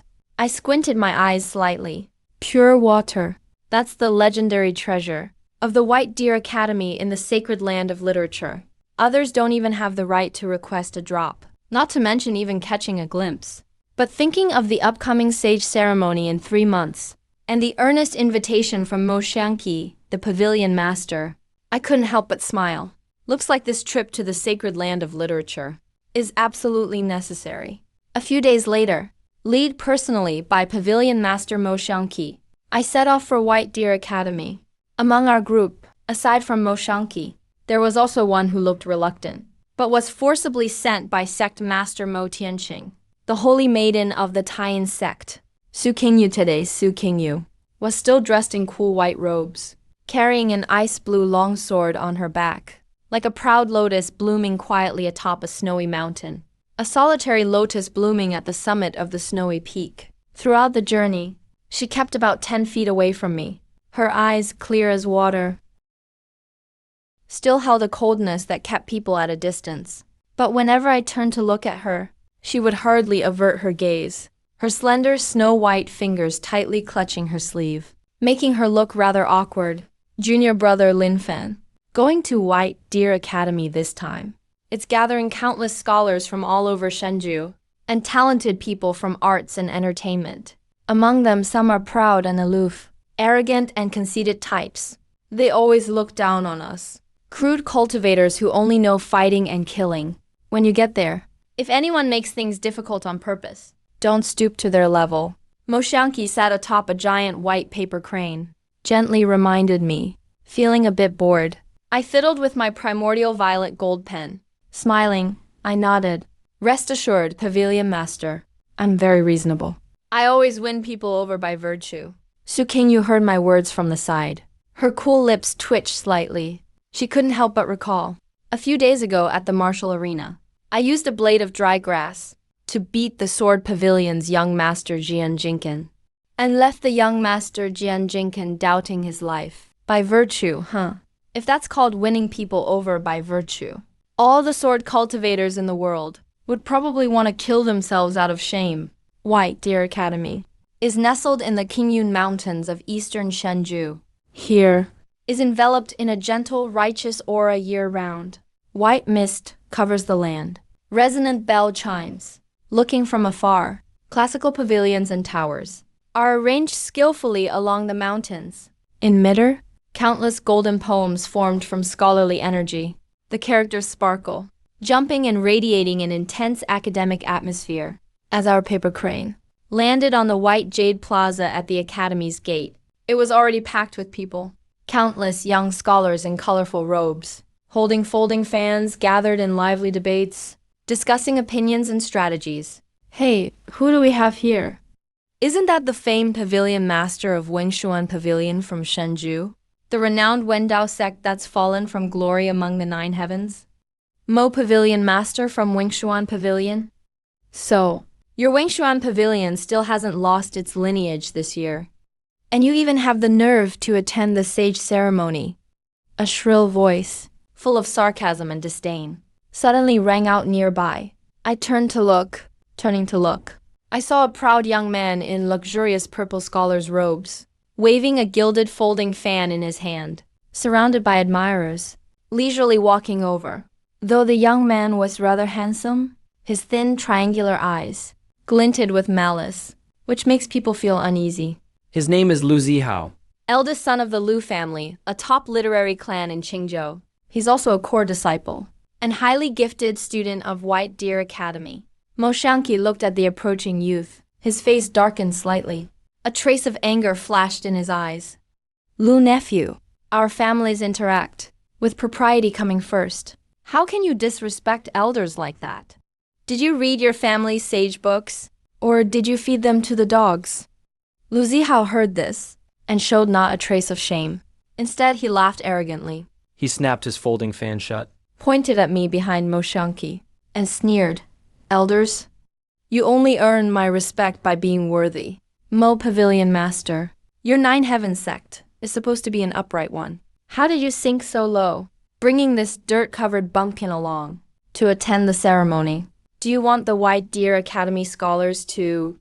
Fellow scholars of Bailu Academy, are you going to teach him how to read and write poetry? As soon as Lu Zihao finished speaking, the scholars who clung to him immediately erupted in an extremely grating uproar of laughter. Countless contemptuous and disdainful glances fell on me and my plain, slightly faded dust robe. Su Qingyu saw this. Her willow-shaped brows shot up. A cold, piercing frost rapidly formed in her clear, chilly eyes. The icy blue longsword on her back rang out sharply. She was about to step forward and teach this insolent guy a lesson, but I reached out to stop her with a gentle, even somewhat radiant smile on my face, and slowly walked forward. Brother, you over there. Just now you said I was some mud-covered medicine boy.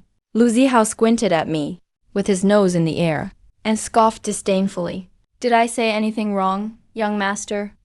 Look at your shabby outfit. There's no trace of scholarly elegance in you. I rubbed my nose and sighed helplessly, and spoke very sincerely, brother. That's simply not true. As the ancients said, what you learn from books is always shallow. True understanding comes only from experience. Though I'm just a farmer, I've come to understand this. Every bowl of rice and soup should remind us how hard it is to come by. Every thread, every stitch, must make us remember how precious resources are. The soil of the fields nurtures all things in the world, including you and me, without us dirt-covered folk, toiling tirelessly in the fields. I wonder what the noble young Master Lu would be eating every day, some kind of miraculous elixir? That you can wear such an aloof, otherworldly expression. Lu Zihao clearly didn't expect that this seemingly dumb medicine boy would be so sharp-tongued. For a moment my retort made his face flush red. His pointing finger trembled, but he couldn't get a word out for a long time. Well said. A crisp, admiring round of applause suddenly rang out from deep within the Bayou Square. Everyone turned towards the sound and saw an elderly man dressed in a simple blue robe, wearing a bamboo hat and straw sandals, with a dirt-covered hoe in hand, walking out with a beaming smile. This old man looked no different than any other farmer. But when Mo Xiangqi saw him, his expression suddenly changed, and he bowed deeply with great respect, as a junior would. Mo Xiangqi pays his respects to the headmaster. As soon as the words headmaster were spoken, countless scholars present turned pale, and knelt down like stalks of wheat being cut, thumping to the ground in unison, all nervously and respectfully calling out, "Greetings, headmaster!" The newcomer was none other than the current dean of Bailu Academy, one of the revered sages of the literary path, famed throughout the land. Juge Kongming. Dean Juge gently gestured for calm, and told everyone to rise. Then those eyes, deep as the stars in the universe, fell upon me with keen significance. Young friend, your words a moment ago were truly impressive, and deeply thought-provoking. I never expected that, after thousands of years of tradition at Bailu Academy. Among the younger generation today, none could see through the simplest truths of the world. This young friend here understands them even more clearly. I feel ashamed of myself. Lu Zihao, hearing that the headmaster praised me so highly, instantly turned as pale as a sheet, cold sweat breaking out all over his forehead, and lowered his head resentfully. Not daring to make a sound, Dean Juge came over to stand in front of me, and glanced at the Teku purple gold brush in my hand. His eyes narrowed slightly, flickering with a subtle trace of admiration. Since young friend carries this purple gold brush, I presume you are the very same Lin Fan that Chief Mo has told me about, famed for literary brilliance. I've been longing for a chance to see your poem, Riding the Wind and Cleaving the Waves, for quite a while. I gave a somewhat modest bow. Lin Fan, paying my respects to the headmaster. It was just a casual composition. I'm afraid I've made a fool of myself, headmaster. Dean Juge let out a booming laugh, and kindly patted my shoulder. You're far too modest, young friend. Come with me. Today, during this grand sage ceremony, I must have a good discussion with you on literary governance. As countless scholarly onlookers watched, with almost crazed envy, I followed Dean Juge and Mo Xiangqi, and strolled leisurely into the depths of Bailu Academy. The grand sage ceremony was held before the Hall of Supreme Sages, where a vast plaza spread out in front of the hall. In the plaza's center stood more than a dozen towering statues of ancient sages, emitting a soft, solemn, milky white righteous aura. The first event of the ceremony was a competition among the prodigies of the literary path, with representatives from Bailu Academy and literary powers from all over, each sending a contestant to improvise with the world and all things as inspiration. The resonance of the sage's statues would judge the merits, with the artistic aura from the sage statues serving as feedback. At this point, Lu Zihao had regained his confidence, holding a golden folding fan, and proudly standing in the center of the plaza, looking at me with smug satisfaction. Lin Fan, what happened at the gate was just a war of words. But now, in front of this hall of supreme sages, it's real literary talent that counts. Do you dare challenge me, young master? I looked at him, almost amused. This guy really doesn't learn his lesson.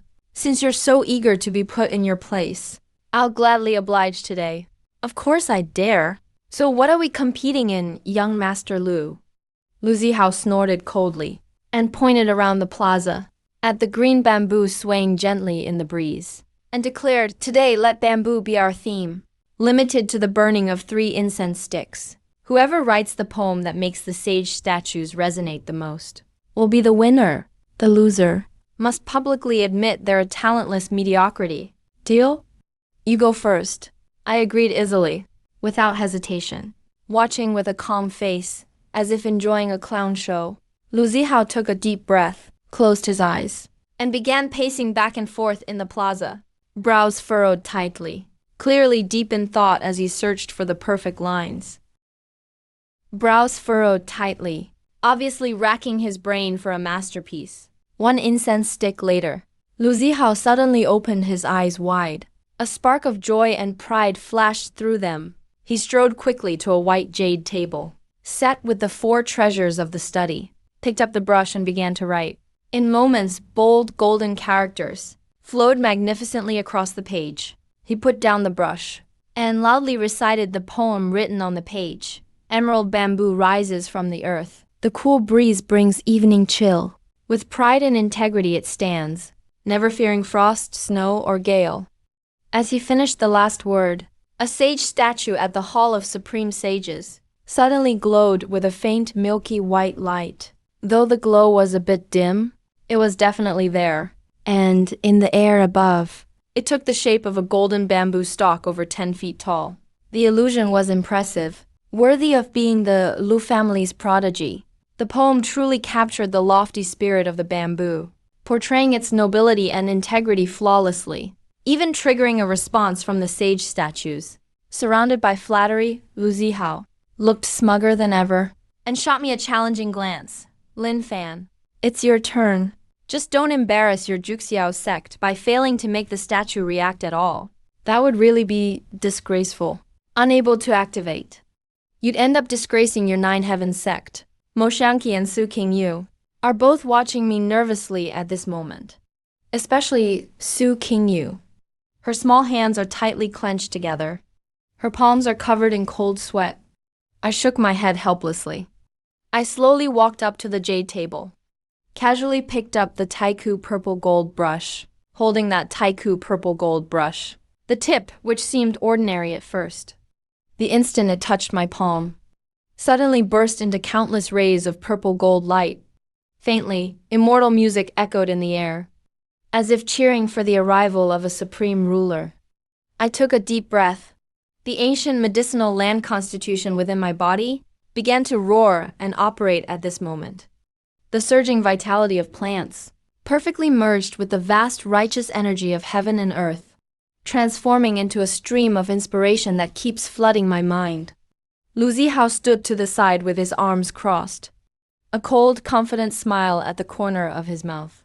Those arrogant eyes seemed to say, even if your cultivation is sky high, you're nothing but a crude person before literary talent. I smiled slightly. My expression remained calm and unhurried. Picked up the brush, wrote the first character on the pristine rice paper. At the very moment the brush touched down, a muffled clap of thunder suddenly echoed in the air. The entire hall shook as a deep thunder rumbled. The whole Supreme Sage Hall trembled slightly. My brush flowed like dragons and snakes. The handwriting was robust and powerful, radiating a kind of indescribable pride and sharpness. The first line, Cling to the green mountain, never let go. As soon as this line was written, suddenly the previously clear sky above gathered up white spiritual energy. The statue representing unyielding will. Its eyes actually gleamed with dazzling white light. Lu Zihao's smile instantly froze on his face. An extreme disbelief flashed through his eyes. How is this possible? Just the first line alone was enough to trigger a heaven and earth phenomenon. I remained unfazed. My wrist gently trembled. The brush tip drew a flawless arc across the paper. Second line, roots deeply planted in the cracks of the rock. Boom, boom, boom, boom. On the white jade plaza in front of the Supreme Sage Hall, countless cracks spread instantly like a spider web. Clusters of pure literary energy, condensed into golden bamboo shoots, actually broke through the ground, emitting an intimidating pressure of literary Tao. Those scholars who were murmuring before now all have their eyes wide open, their mouths agape, big enough to fit a duck egg. Some even dropped their folding fans on the ground, totally unaware. Such artistic conception, it's breaking out. Totally unaware. This level of artistic scale, it's simply defying the heavens. The vast righteous energy within me erupted like a volcano. The Taiku purple gold brush exploded with a blinding purple glow. I held nothing back. Wrote it all in one go. Finished the final 2 lines on the rice paper. 1,000 trials and countless strikes, yet still tough. Let the winds come from east, west, south, or north. Boom! The moment the last character was written, the whole Qingyun mountain range erupted completely. Above the 9 heavens, thunder roared and lightning flashed. Clouds transformed into countless auspicious beasts, dancing and galloping through the sky. A pillar of purple gold literary energy, hundreds of feet wide, like the Milky Way pouring down from the heavens. It fell right onto me. More than a dozen statues of sages before the Supreme Sage Hall. At this moment, all radiated an extremely dazzling golden glow at the same time. They actually turned together, bow slightly toward my location. 10,000 sages salute. The Supreme descends from heaven. Huge. The dean nearly threw his hoe out in shock. He jumped 3 feet high, totally losing his composure. His deep eyes were filled with fanaticism and awe. He shouted tremblingly, "This is the legendary sage, the teacher who can make 10,000 sages bow. Teacher, can make 10,000 sages bow. This child's literary talent has surpassed all saints past and present. And that bamboo Lu Zihao joyfully cultivated. That one Zhangtao golden jade bamboo, before my teacher's seat manifestation, didn't last even 1/10,000th of a second. Couldn't withstand it. Instantly swallowed up by the purple gold light in the sky. Turned to nothingness. He stood there in shock. His face pale, drained of all color. His eyes filled with endless fear and despair. He lost so thoroughly. He couldn't even muster a thought of resistance. Lin Fan, who on earth are you? Lu Zihao's legs went weak. He collapsed to his knees with a thud.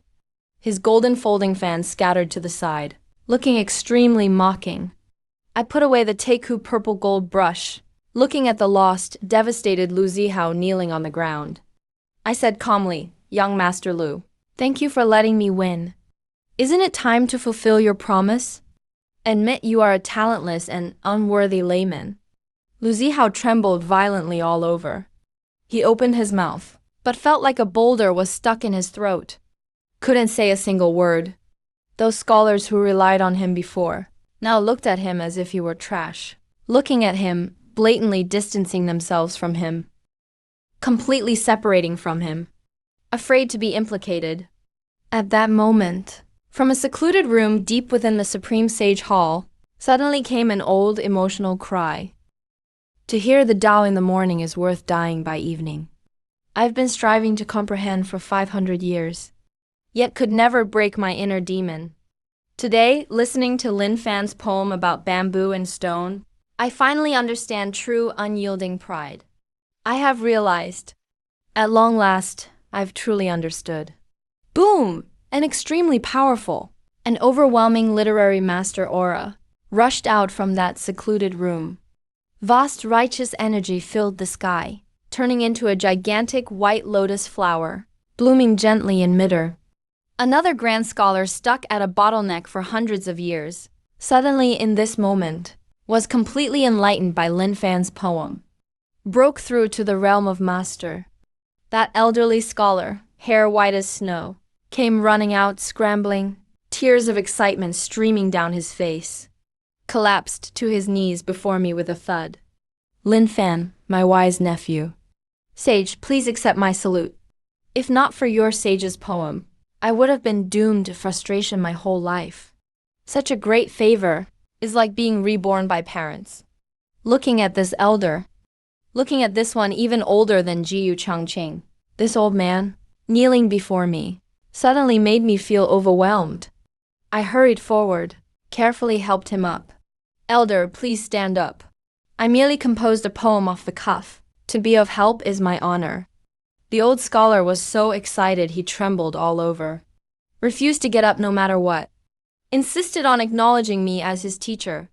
Jude Shanchang at the side was completely stunned, both envious and shocked inside. Thus, throughout the entire White Deer Academy, no one dared to look down on me anymore. All scholars looked at me with endless admiration and awe. The first day of the ceremony, in this kind of strange and awe-inspiring atmosphere, came to a close. At night, in a quiet courtyard of White Deer Academy, the bright moon hung high. Moonlight poured like water onto the shimmering lake. I sat alone on a piece of blue stone, took out from my chest the slightly wilted seedling of the world tree, my brows deeply furrowed. Although I became famous in the academy today, the trace of dark demonic energy inside the world tree seedling seems to have gotten even thicker. The golden luster of the third leaf has also dimmed quite a bit. If it doesn't receive the irrigation of stainless pure water soon, it likely won't last until we return to the sect. Junior brother Lin Fan being here so late at night, do you have something on your mind? A cold yet gentle voice suddenly sounded from behind me. I turned around to look, and saw Su Qingyu walking slowly under the moonlight with graceful steps. She wasn't wearing a veil tonight. The moonlight spilled over her flawless and beautiful face, making her breathtakingly beautiful. There was less of her usual coldness in her eyes, and a bit more of extremely gentle concern. I quietly tucked the world tree seedling back into my robe, smiled and shook my head. It's nothing.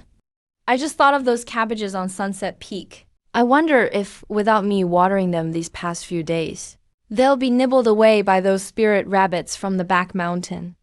Su Qingyu couldn't help but chuckle, an exquisite smile blooming on her cold, beautiful face, like the melting of ice and snow, or the blossoming of spring flowers. You're thinking about those cabbages all day long. A child of destiny with a divine-grade spirit root, a supreme master of literature, yet you treat yourself like a farmer all day. If those scholars from earlier today saw you like this, their eyes would probably pop out. I rubbed my nose and said somewhat nonchalantly, "What's wrong with being a farmer? Planting some flowers, pulling some weeds, how pleasant life is. The path of cultivation is long and arduous. Why spend every day fighting and killing?" Hearing my words, Su Qingyu's gaze became slightly dazed. She sat on the blue stone beside me, holding her knees, staring at the distant lake surface. She said softly, "If everyone could think like you, then in this world of cultivation, there wouldn't be so many grudges and killings. I've been raised as a sengsa since I was a child. Every day was nothing but cultivation. I've never had a single day of relaxed and happy life like yours. Junior brother Lin Fan, I really envy you." I looked at the girl who seemed a bit lonely under the moonlight, and a trace of pity involuntarily flowed through my heart. I casually pulled out a fruit from my robe, a long, bright red, 10,000-year ninth grade cinnabar fruit that emitted a faint, sweet fragrance, and held it out in front of her. What is there to envy? Here, eat a sweet potato to relieve the boredom. This thing is very sweet. Su Qingyu looked at the fruit in my hand, a divine-grade immortal fruit that would be enough to make nascent soul experts outside fight to the death over. Feeling somewhat between laughter and tears, but she still reached out her slender hand to take it, taking small, delicate bites. The sweet and juicy flesh melted in her mouth, turning into an extremely gentle yet surging vitality of flora, instantly nourishing her meridians, causing her cultivation, which had been somewhat stagnant, to show a faint sign of loosening. Thank you, junior brother Lin Fan. Sukinyu's face reddened slightly, looking exceptionally enchanting under the moonlight.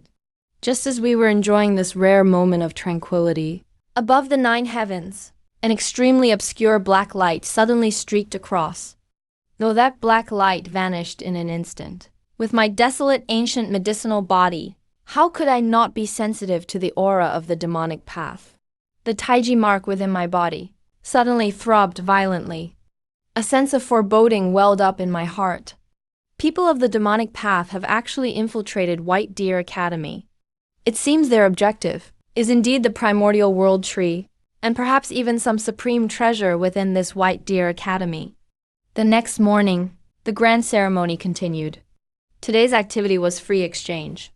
The geniuses from all sides could visit the library pavilion of White Deer Academy on their own, touring and discussing the zither gold calligraphy and painting, and various styles. One arrived early, at the Academy's most famous library pavilion, hoping to find some ancient records regarding stainless pure water and the purification of demonic energy. The library pavilion has 9 floors in total. Records concerning the purification of demonic energy. The library pavilion has 9 floors, standing 100 zhang tall. Inside, it houses countless literary classics of the divine land and ancient manuscripts. The guardian here was an elderly man in a wheelchair, with crippled legs. His figure incredibly thin and aged. He was struggling a bit to organize a stack of scattered bamboo slips beside him. Due to his physical condition, several heavy bamboo slips accidentally fell to the ground and rolled to my feet. Without the slightest hesitation, I hurried to crouch down, picking up the bamboo slips one by one carefully, gently wiping the dust off them with my sleeve, and handing them to the old man with both hands. Take it easy, elder. These ancient books carry the wisdom of the sages. They must be well cared for. The old man looked up in surprise, looking at me with those wrinkled and somewhat cloudy eyes. When he saw my face clearly, an extremely obscure glint flashed through his eyes. Hee, little fellow. You are the one who wrote Bamboo and Stone yesterday. Lin Fan of the 9 Heavens sect, right?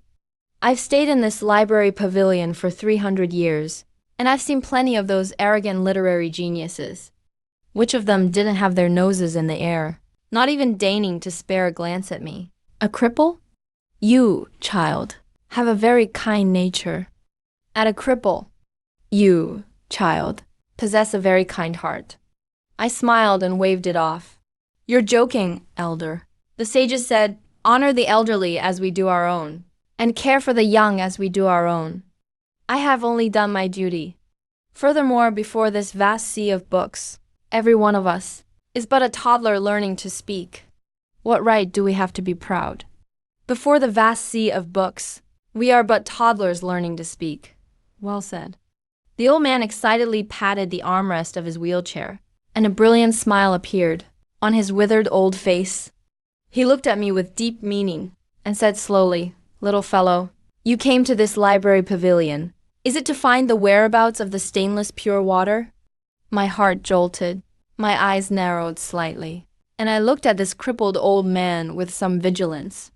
Elder, how did you know? The old man laughed loudly.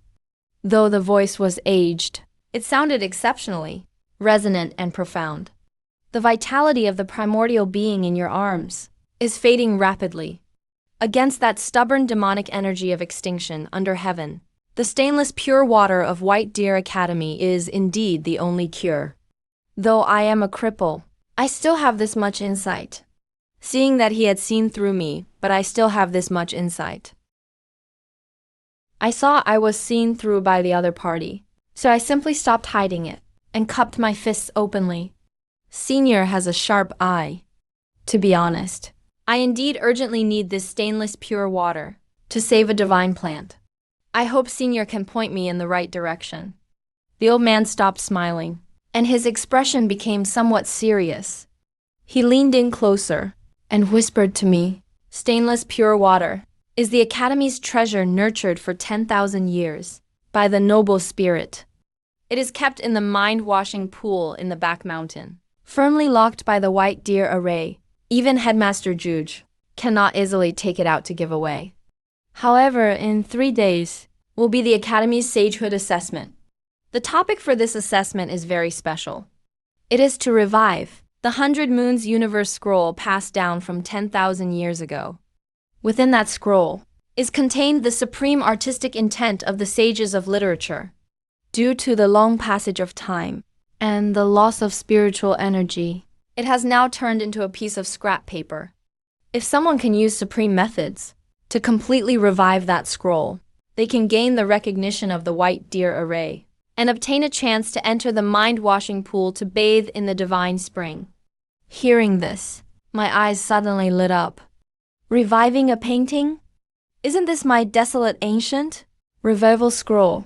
Isn't this exactly what my ancient medicine field constitution and the divine system fatty are best at? Since the scroll is painted with heaven and earth spiritual energy, to put it bluntly, it's just a special kind of Ganoderma. An extraordinary treasure evolved from it. As long as it's nourished with enough vitality, reviving it is a piece of cake. Thank you for your guidance, Senior. Lin Fan is deeply grateful. The elder smiled and waved his hand. Go ahead, little one. This old man has high hopes for you. Don't let me down. I bowed once again to show my gratitude, then left the library pavilion, heading towards the back mountain, planning to first investigate the truth of the 100 Moons Universe painting. When passing through a quiet bamboo forest, I sharply sensed that the air in the void seemed a bit colder than usual. There was even a faint, subtle scent of decay. I slowed my steps, circulated the primordial unity technique, and merged my form perfectly into the surrounding greenery. I quietly made my way deeper into the bamboo forest. In a clearing among the bamboo, the once lush green stalks, now withered in large patches, crumbled into black powder on the ground. On the ground, drawn in a deathly black ink, brimming with lifelessness, there was drawn an extremely complex and eerie giant formation. At the center of the formation stood a young scholar from White Deer Academy, as tall and strong as a mountain. But at this moment, his eyes were blood red, and his whole body exuded a chilling demonic aura.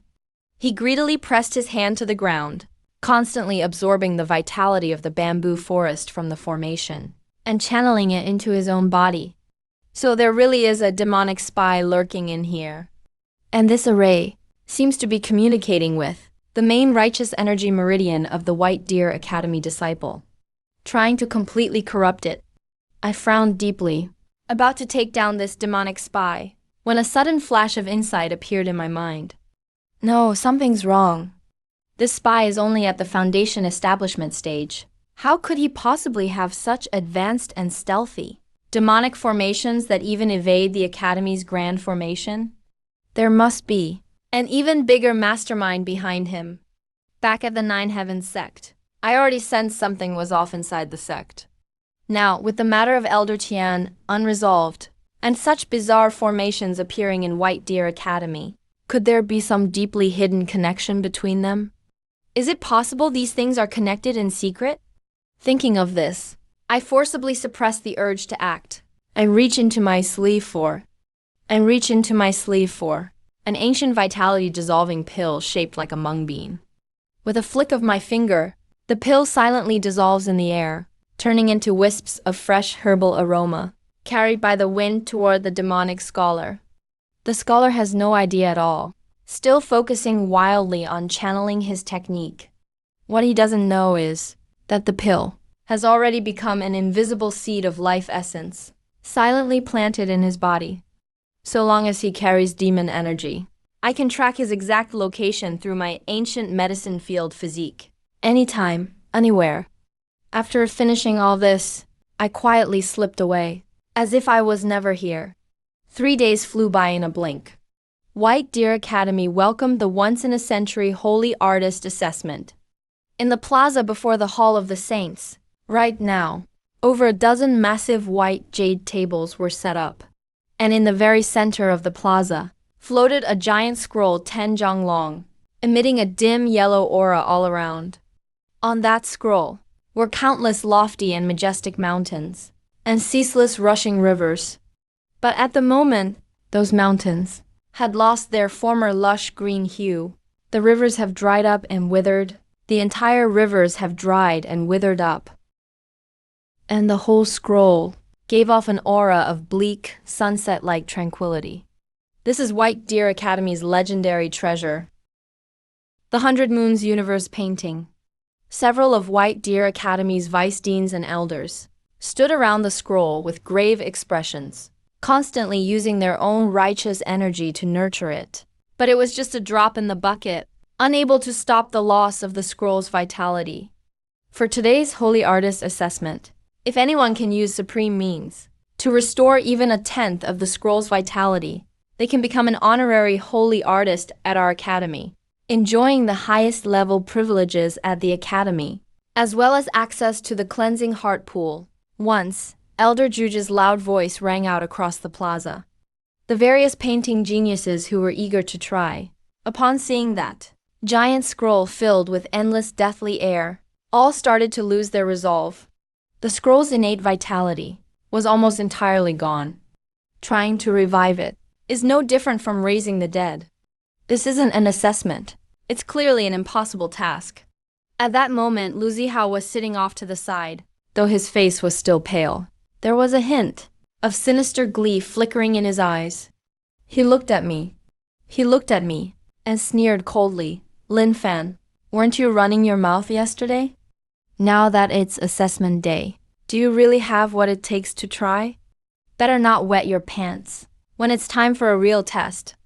I couldn't be bothered to respond to his nonsense, and strolled up slowly, bowed respectfully to Elder Juge. Chief Juge, this junior may lack skill, but I'm willing to give it a try. Elder Juge looked at me in pleasant surprise, and said kindly, "Good. Nephew Lin Fan, you have courage." It makes this old man very gratified. Someone, prepare the best practice paper and brushes for Nephew Lin Fan. I waved my hand with a smile. No need. Chief Juge, I never use such mundane things in my painting.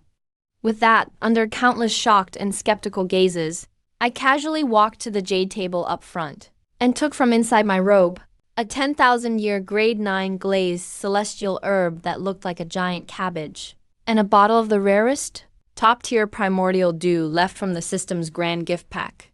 In front of everyone's stunned eyes, I casually took out that celestial herb, which out there would be enough to start a major sect war, and squeezed it hard like wringing a rag. Drop by drop of intensely aromatic green essence, as if, like glimmering emerald jade, dripped slowly into the white jade inkstone before me. Next, I opened the bottle of primordial dew, added a few drops to blend it in. In an instant, a surge of, almost tangible, immense vitality erupted from the inkstone, transforming into a cloud of verdant spiritual mist, enveloping the whole table. Even the wilted flowers and grasses around the plaza, after absorbing that mist, all began to perk up visibly right away, as if rejuvenated. My God, what is he doing? What a waste. This is just a total waste. That's a grade 9 celestial herb. And he's actually using it as ink? Countless people stomped in frustration, as if I were committing a crime against heaven. Even Elder Juge couldn't help but twitch with pain, the corners of his eyes jerking fiercely. But I remained calm and collected, holding my primordial purple gold brush, lightly dipped it into the shimmering green essence, then in a flash, appeared directly before the floating 100 Moons Universe painting. I closed my eyes and activated my ancient medicine field physique to the limit. At this moment, I could clearly feel the life of this scroll. The material of the scroll is indeed a kind of immortal wood fiber called Tiandao Kyongkun Sang, which comes from the Millennium Immortal Tree, woven together. The reason it has lost its vitality is because of the Great War 10,000 years ago, where its core was infected by a trace of evil energy. The primordial purple gold pen case in my hand is fused with grade 9 immortal herbs, and emerald ink made from supreme nectar, which is the ultimate nemesis of that evil energy. I suddenly open my eyes. Golden brilliance bursts from my gaze. I raise my pen and lay down the first stroke in the corner of the scroll.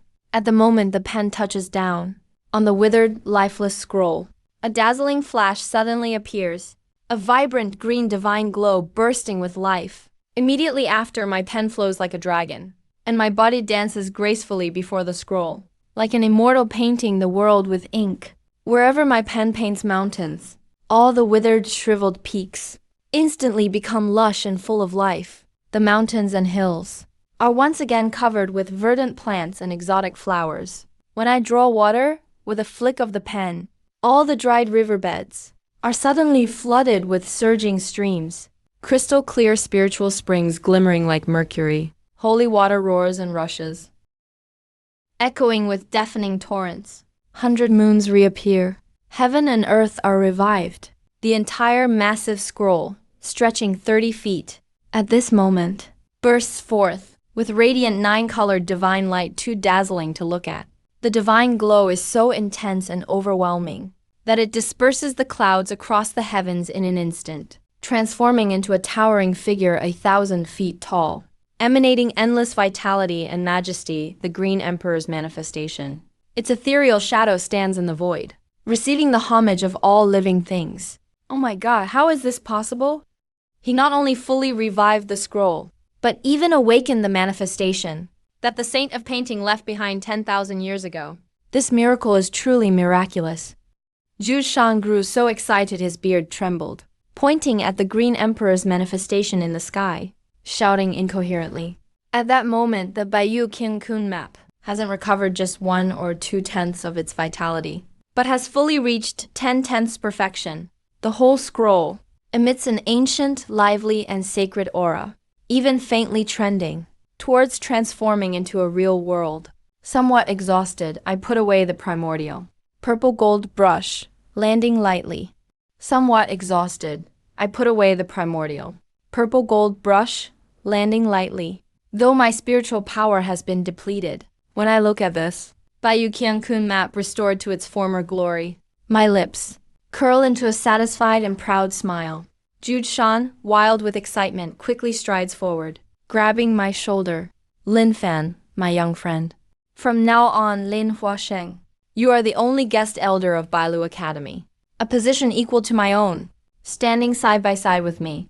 You can enter the heart-cleansing pool at any moment. I smiled, cupping my hands in thanks. Thank you for your kindness, headmaster. I happen to be a bit tired. I'd like to go soak in the heart-cleansing pool now, to relax. Quick, take Lin Huasheng to the heart-cleansing pool behind the mountain. Without hesitation, Zhu Shan hurriedly has several grand elders personally show the way, leading me to Bailu Academy's most mysterious forbiddance area in the back mountain. Meanwhile, Lu Zihao and the other young masters have completely faded into the background, watching as I, dressed in pure white, walk away, surrounded by countless academy leaders, with nothing but endless bitterness and despair in their eyes. Arriving at the secluded valley where the heart-cleansing pool is located, here is covered year-round by dense white mist that never dissipates. All around, the sky is covered year-round by dense white mist that never dissipates. It's utterly silent. Only the crisp sound of gently flowing pool water echoes. Stepping into the valley, a surge of incredibly pure energy with no trace of impurity rushes toward me, making me feel as if my soul is being cleansed. The pool water is crystal clear, like a massive flawless jade, inlaid in the valley, emitting a soft and mysterious gentle glow. This is the legendary immaculate holy water. I remove my outer robe and slowly step into the warm, comfortable water. In an instant, energy pure to the extreme, like countless gentle hands, rushes through my pores into my body, washing through my meridians and bones. I quickly reach into my chest pocket and take out the somewhat wilted sapling of the world tree, gently submerging it in the pool. ZZZ streams of pitch-black demonic energy instantly erupt from the roots of the sapling upon contact with the immaculate holy water, but are purified immediately by the pool's sacred power, instantly dissolving. vanishing into nothingness. As the demonic energy fades, the world tree sapling emits waves of joyful spiritual energy. It wildly emits waves of joyful spiritual energy, devouring the surrounding immaculate holy water. Its two golden leaves burst forth with dazzling divine light. Then, as I watch, at the crown of the world tree sapling, a noble, mysterious streak of silvery light silently appears. The once shriveled third leaf slowly begins to grow. On its surface are intertwined supreme patterns of space and time, radiating an awe-inspiring atmosphere. The world tree sapling has fully evolved. The third leaf of the Void Knight has successfully grown. Congratulations, host, you have received your main quest reward. Divine Level Cultivation Method. Fragment of Green Emperor Eternal Life Technique. Breakthrough opportunity has arrived. Host, prepare to break through immediately. Simplified Butterfly Breakthrough Reason 7. System notification just finished. I suddenly feel deep within my Danshin. My golden core starts to tremble violently, frantically absorbing the impurities from the heart-cleansing pool and the vitality fed back by the world tree. Vitality surges in. My cultivation blockade is instantly shattered as my golden core cracks. A tiny, exquisite infant, about an inch tall, condenses deep within my Danshin. A jade bangle and tiny baby form in my Danshin. The funniest thing is that this tiny nascent soul, on its head, unexpectedly wears a tender green cabbage leaf and clutches a mini hoe in its hand, exactly like a shrunken medicine farmer. This is my nascent soul, my medicine field nascent soul.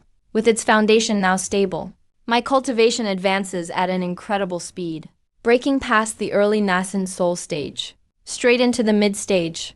Even the surrounding immaculate holy water is stirred by my breath, rippling with golden auspicious waves. At the same time, the vitality seed I previously planted in the demonic scholar's body suddenly begins to tremble violently in my senses. A trace of extremely faint but chilling demonic energy is racing rapidly toward the source of the heart-cleansing pool.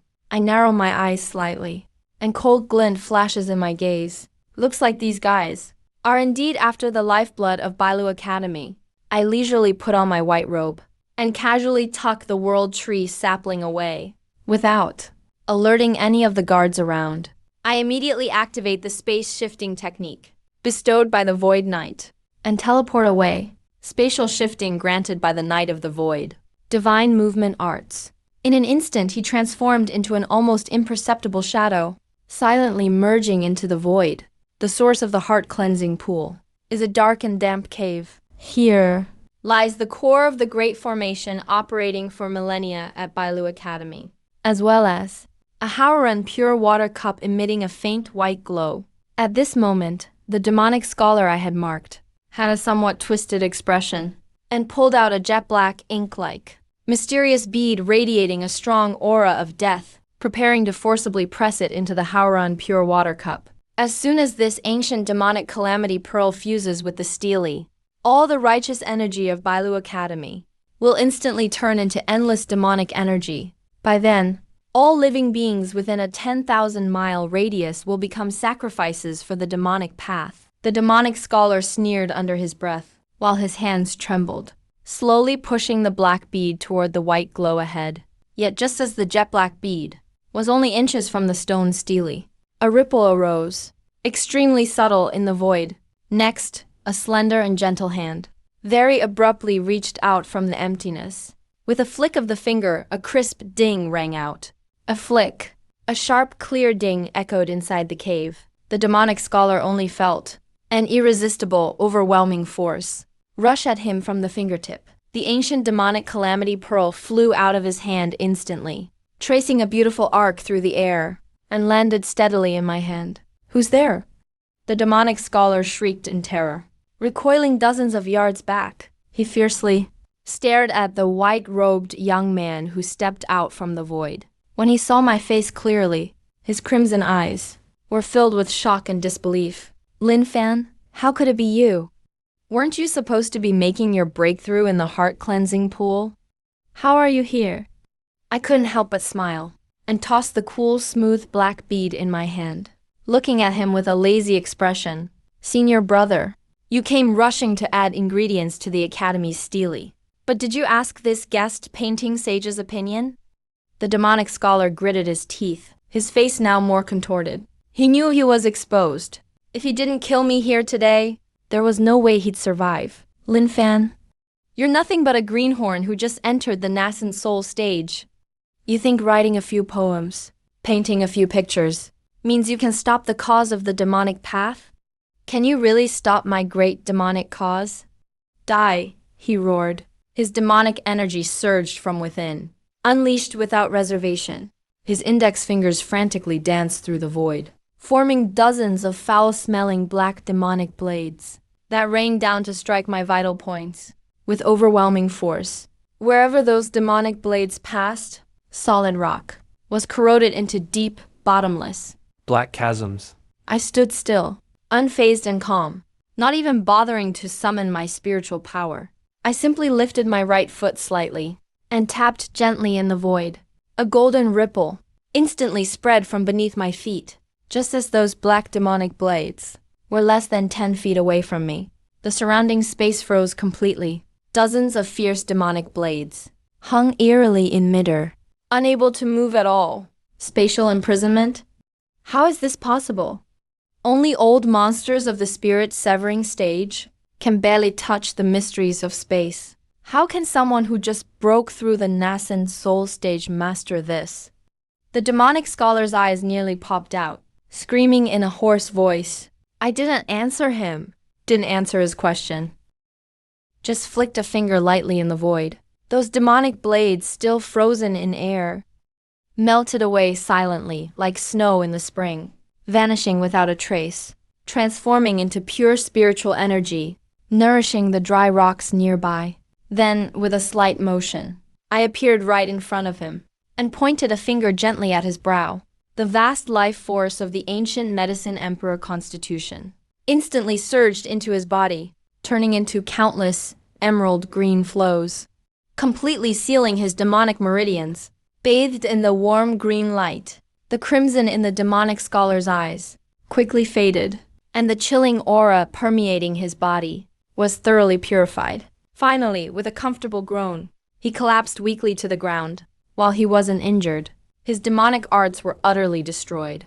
Now he was nothing but an ordinary man unable to even trust a chicken. Soul search. A faint golden divine light flashed in my eyes. My immense spiritual sense rushed into his mind in an instant and began sifting through his memories. After a moment, my expression grew heavy. I withdrew my finger, face serious, with a deep and thoughtful gaze from his memories. I uncovered a shocking conspiracy. This attack on Bailu Academy was just a cover. The true aim of the demonic sect was at the upcoming ancient pact ceremony in 3 months, to use the mysterious traitor within Juxiao sect to collaborate from inside and out and completely destroy the ancient demon god seal beneath the Wanji abyss of Juxiao sect. As for the traitor's identity, it was extremely vague in his memory, only that the status was extremely high, likely one of the 36 seal masters. This is going to be troublesome. I rubbed my temples, feeling a headache, casually touching the demonic scholar. I used a white lotus flower formed from vital force to imprison him, then sent a message to Dean Juge. Half an hour later, in the secluded valley beside the heart-cleansing pool, Dean Juge looked at the demonic scholar who'd lost his powers and was now obediently confessing his crimes, then glanced at my hand, holding the fully purified ancient demonic calamity pearl. So shocked even his breathing grew hurried. Sage Linghua, if not for your timely action this time, 1,000 years of Bailu Academy's foundation would have been destroyed. Such grace. I, on behalf of the million disciples of Bailu Academy, thank you. As he spoke, the learned sage tried to bow deeply to me again. I quickly dodged aside, smiling wryly. Dean, that's too much for a junior.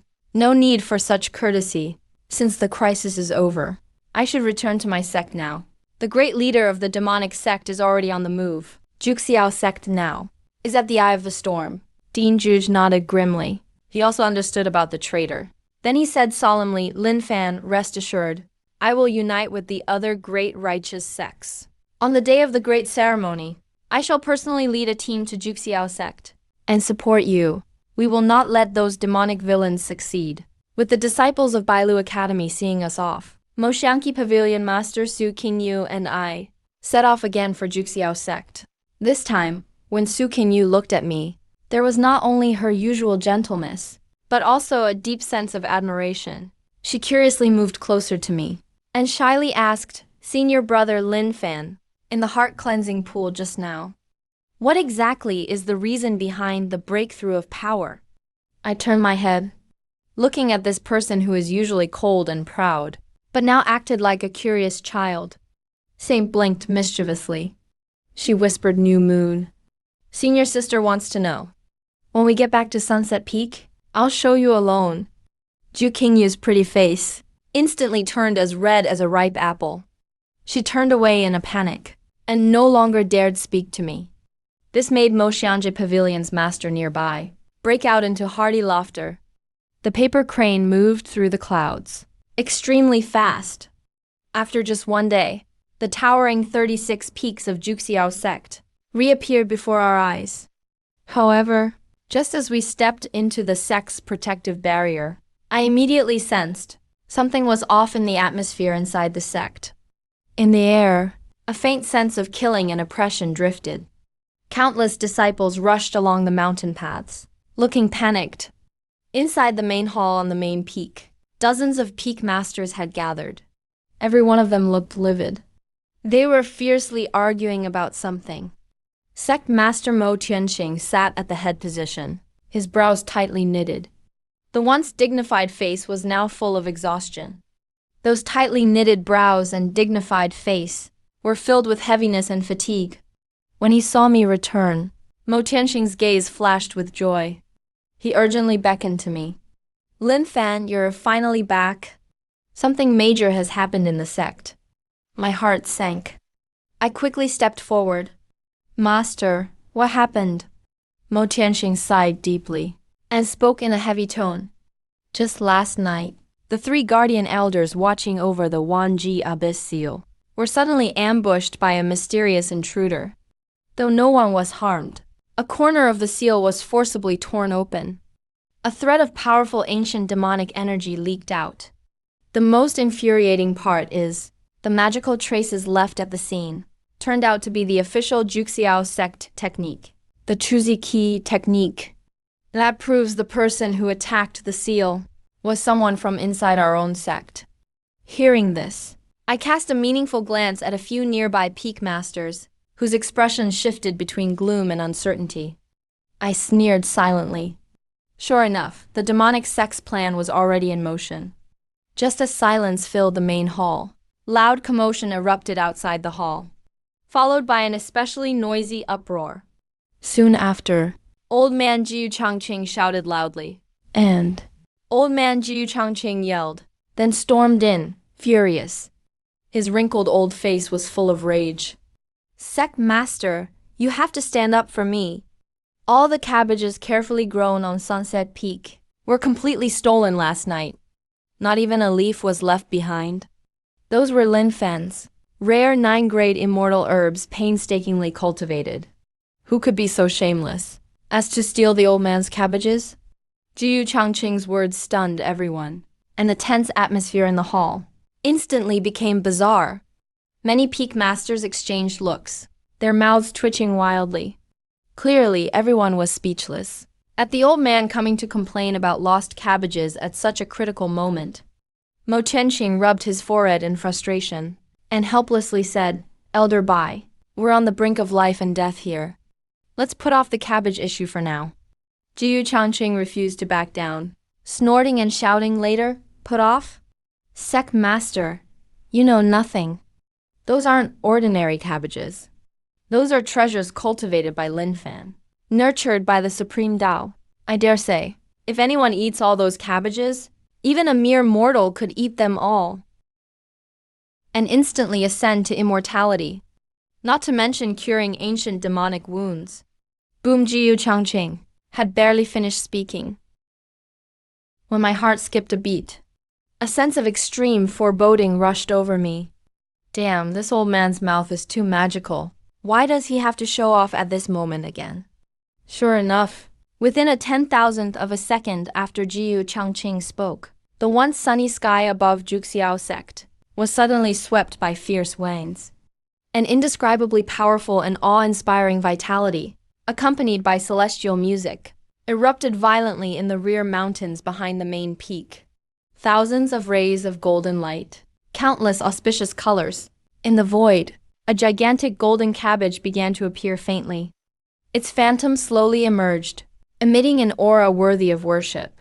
The spiritual energy within thousands of miles instantly became chaotic, madly gathering toward the rear mountain. This is the sign of a divine elixir being born. The master of Tangshuan Peak was so shocked, he dropped his whisk on the floor. He frantically cried out.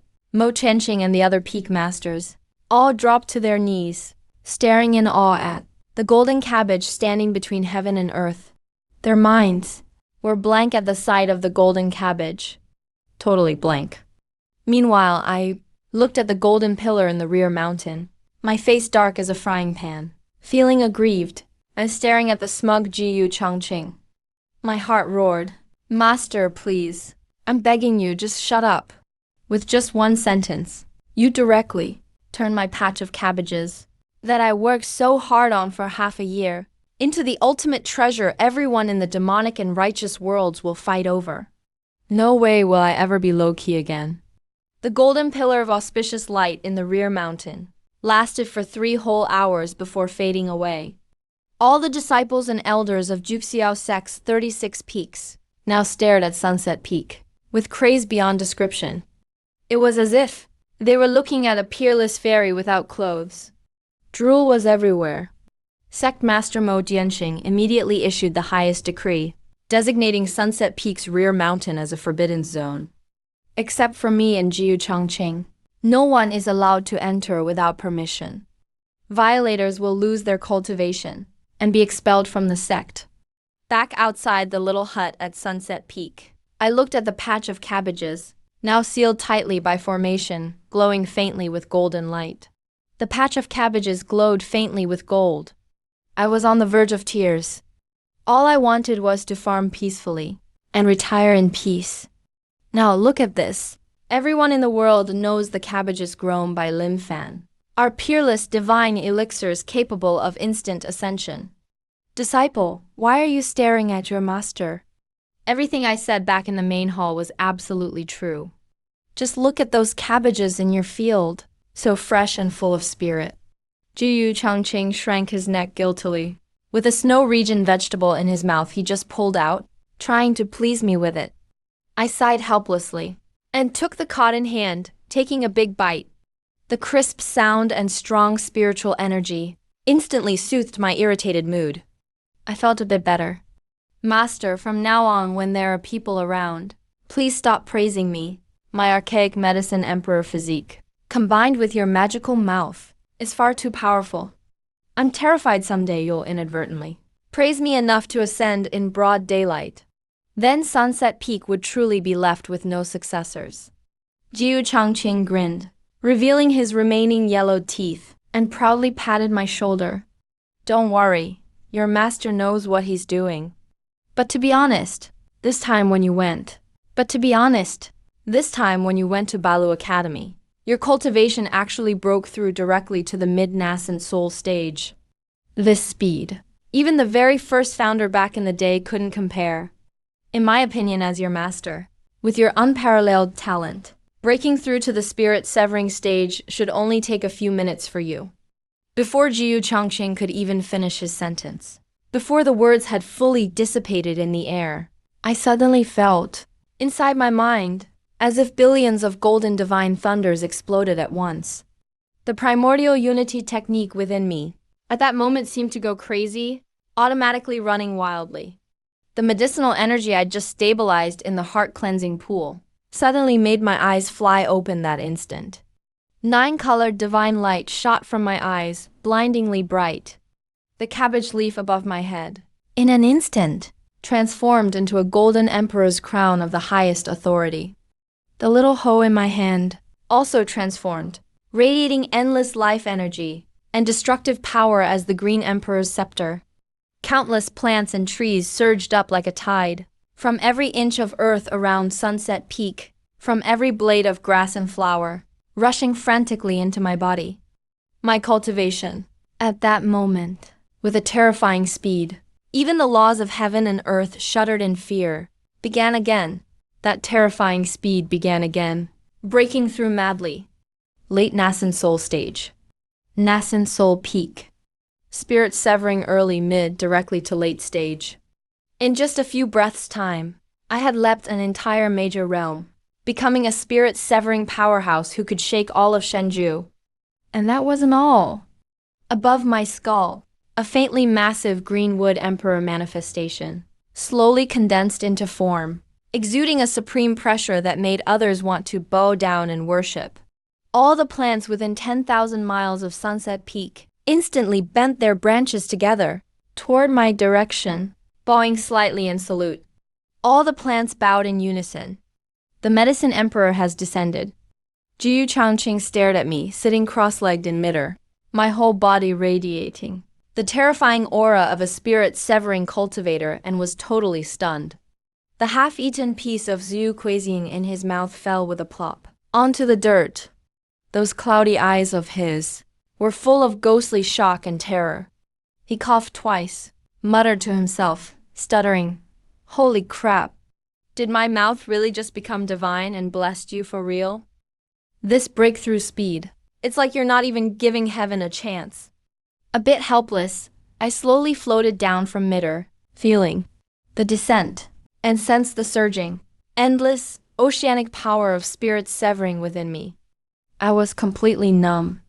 I looked at Jiu Changqing, wanting to cry but unable to, put my hands together in a pleading gesture, and almost begged, "Master, please, I'm begging you, just stop talking.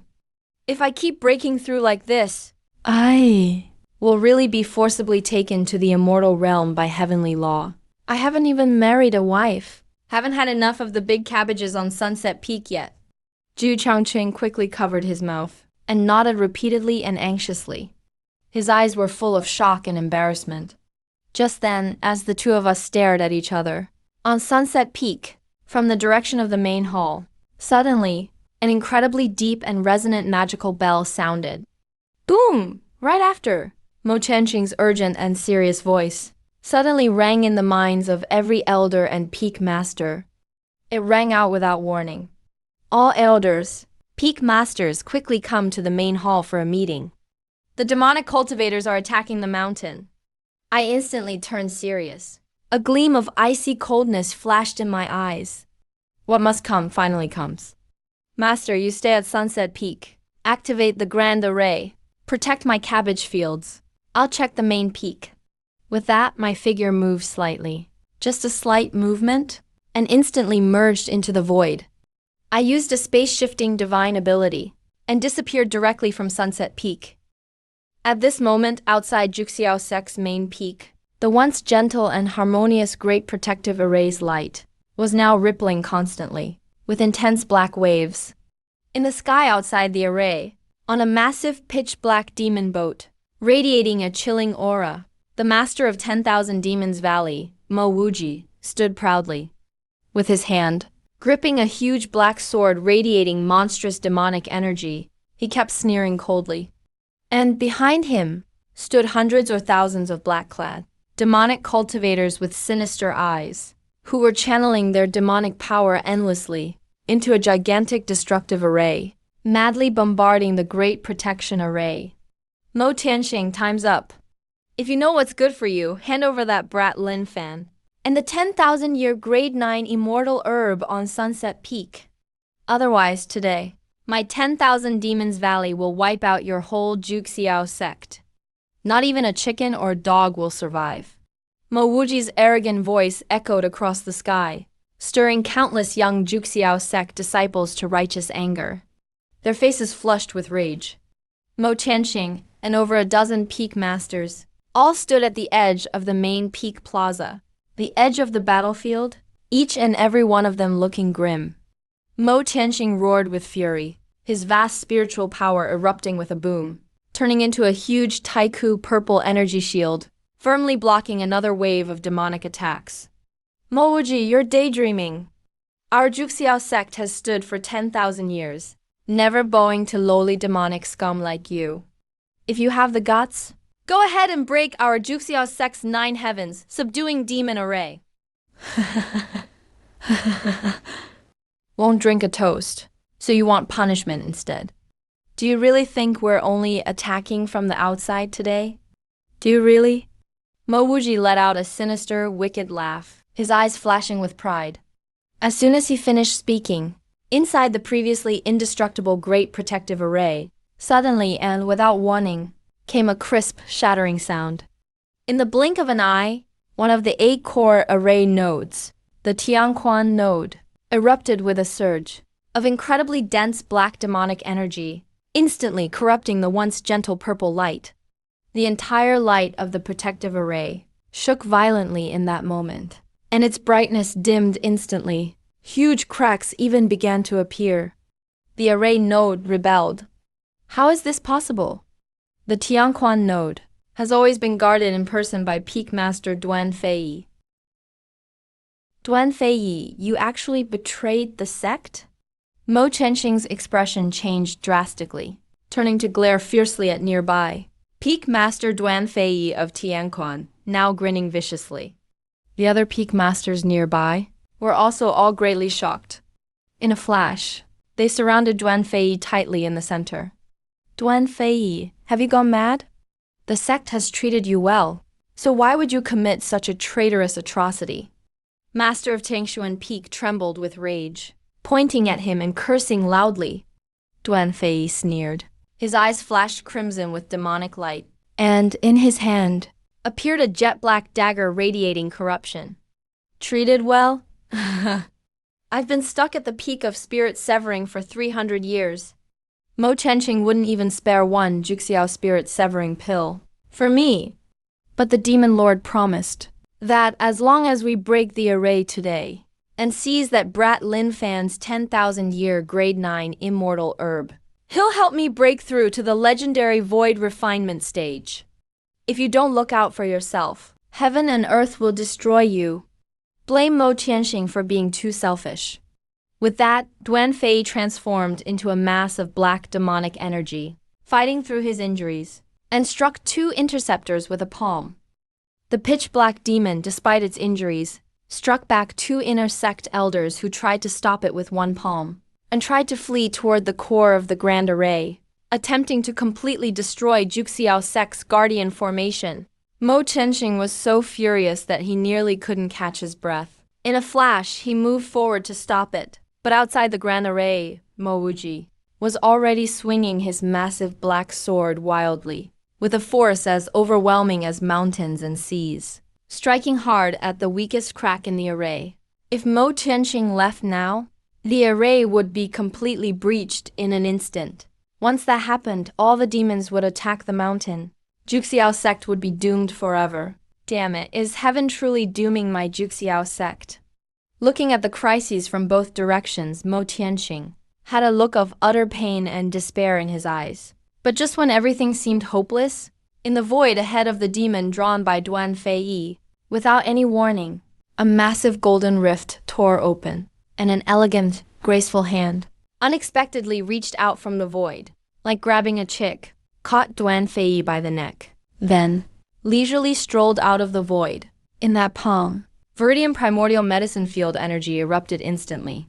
The Emerald Primordial Medicine Field energy erupted instantly, turning into countless holy golden chains, sealing all the demonic energy and cultivation in Duan Feiyi's body. Completely in an instant, Duan Feiyi's whole body became limp like a dead dog, and I casually tossed him to the ground, unable to move. That once sinister, grinning face was now filled only with boundless terror and shock.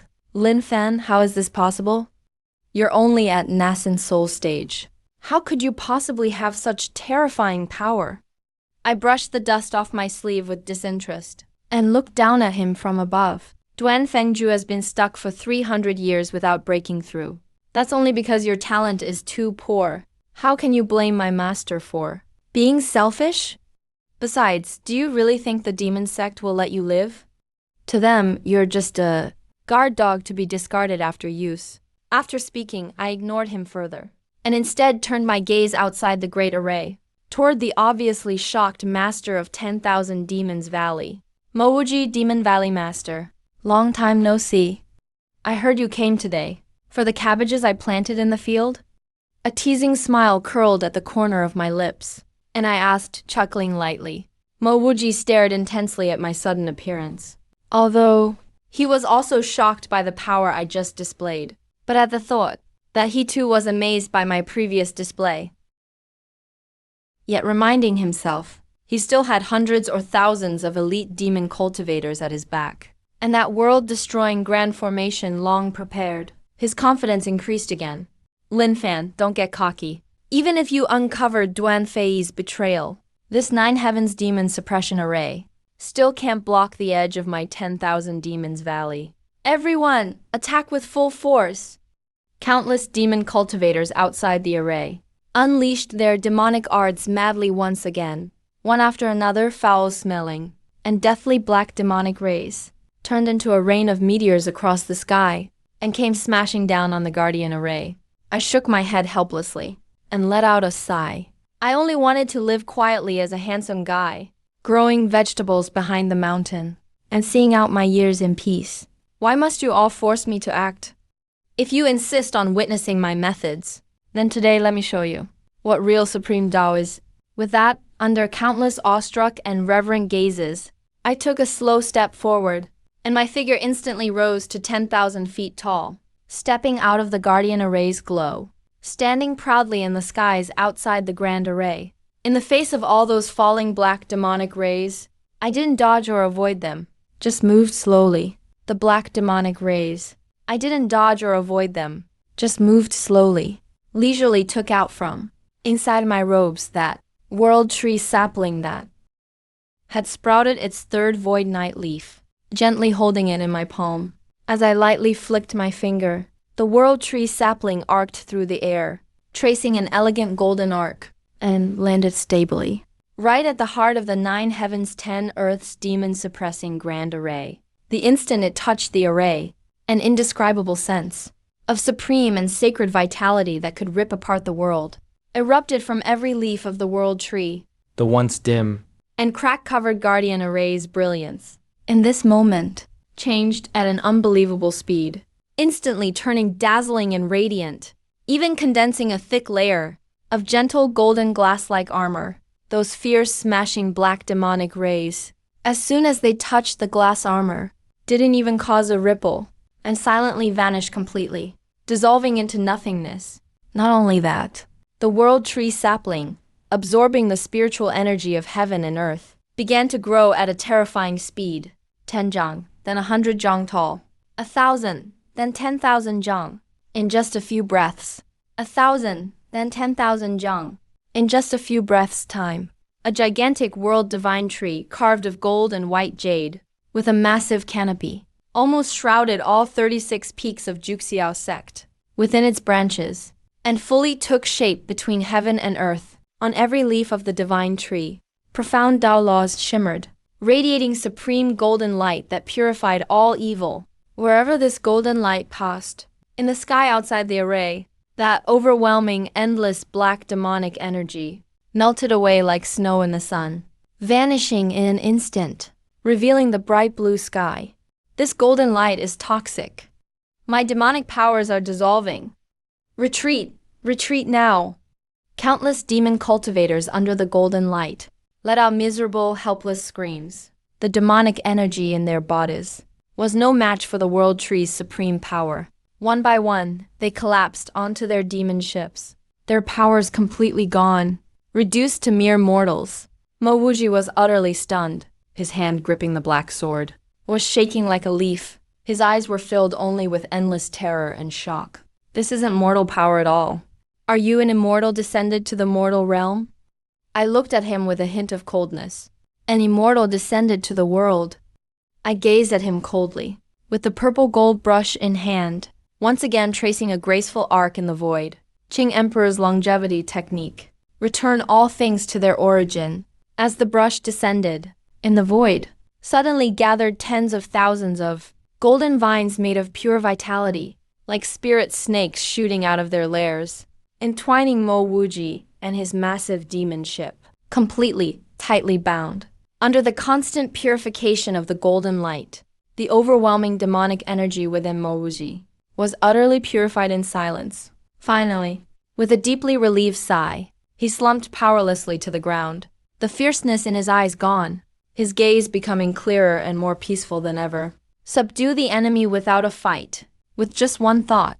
Purify all demons. Wonderful, absolutely wonderful. Mo Chenxing and all the disciples of Juxiao sect shouted with excitement. All 36 peaks of Juxiao sect became a sea of joy that very instant. Countless disciples were moved to tears, seeing the white-clad youth standing atop the world divine tree, his robes billowing, their eyes filled with endless worship and fervor. With this battle, Lin Fan's name now shakes the entire divine continent. Famous across all of Shenzhou, no one dares show the slightest disrespect anymore. After the great sage at Juxiao sect, the place is festively decorated, filled with joyful celebration. Mo Chenxing hosts a grand banquet inside the main hall atop the main peak. This time, not only are all 36 peak lords present, even Principal Juge of White Deer Academy has personally brought several famed scholars to congratulate us. What an incredibly grand occasion, so lively and bustling. Lin Fan, my virtuous nephew. I've lived for over 10,000 years, met countless absolute geniuses, but none have matched you. To disable a traitor with one finger in a single night, purify countless demons with a single thought, and even grow the legendary world tree of the primeval age. Truly unheard of. Never seen anything like it. Principal Juge raises his cup, his aged face glowing red with joy. Holding my hand, he keeps praising me. Mo Tianxing nearby grins from ear to ear, proudly twirling his mustache. Old friend Juge, you're too kind. This kid Lin Fan is always so modest. He spends his days growing cabbages on the back mountain. The moment I first laid eyes on him, I knew he was chosen by fate to save the world. Looking at him now, my judgment, as always, is as keen as ever. I sit on the side, somewhat helplessly rubbing my nose, quietly muttering to myself, Master, please say a little less. If you keep praising me with that lucky tongue of yours, your disciple might end up chatting with heaven itself tomorrow, sipping tea and making conversation.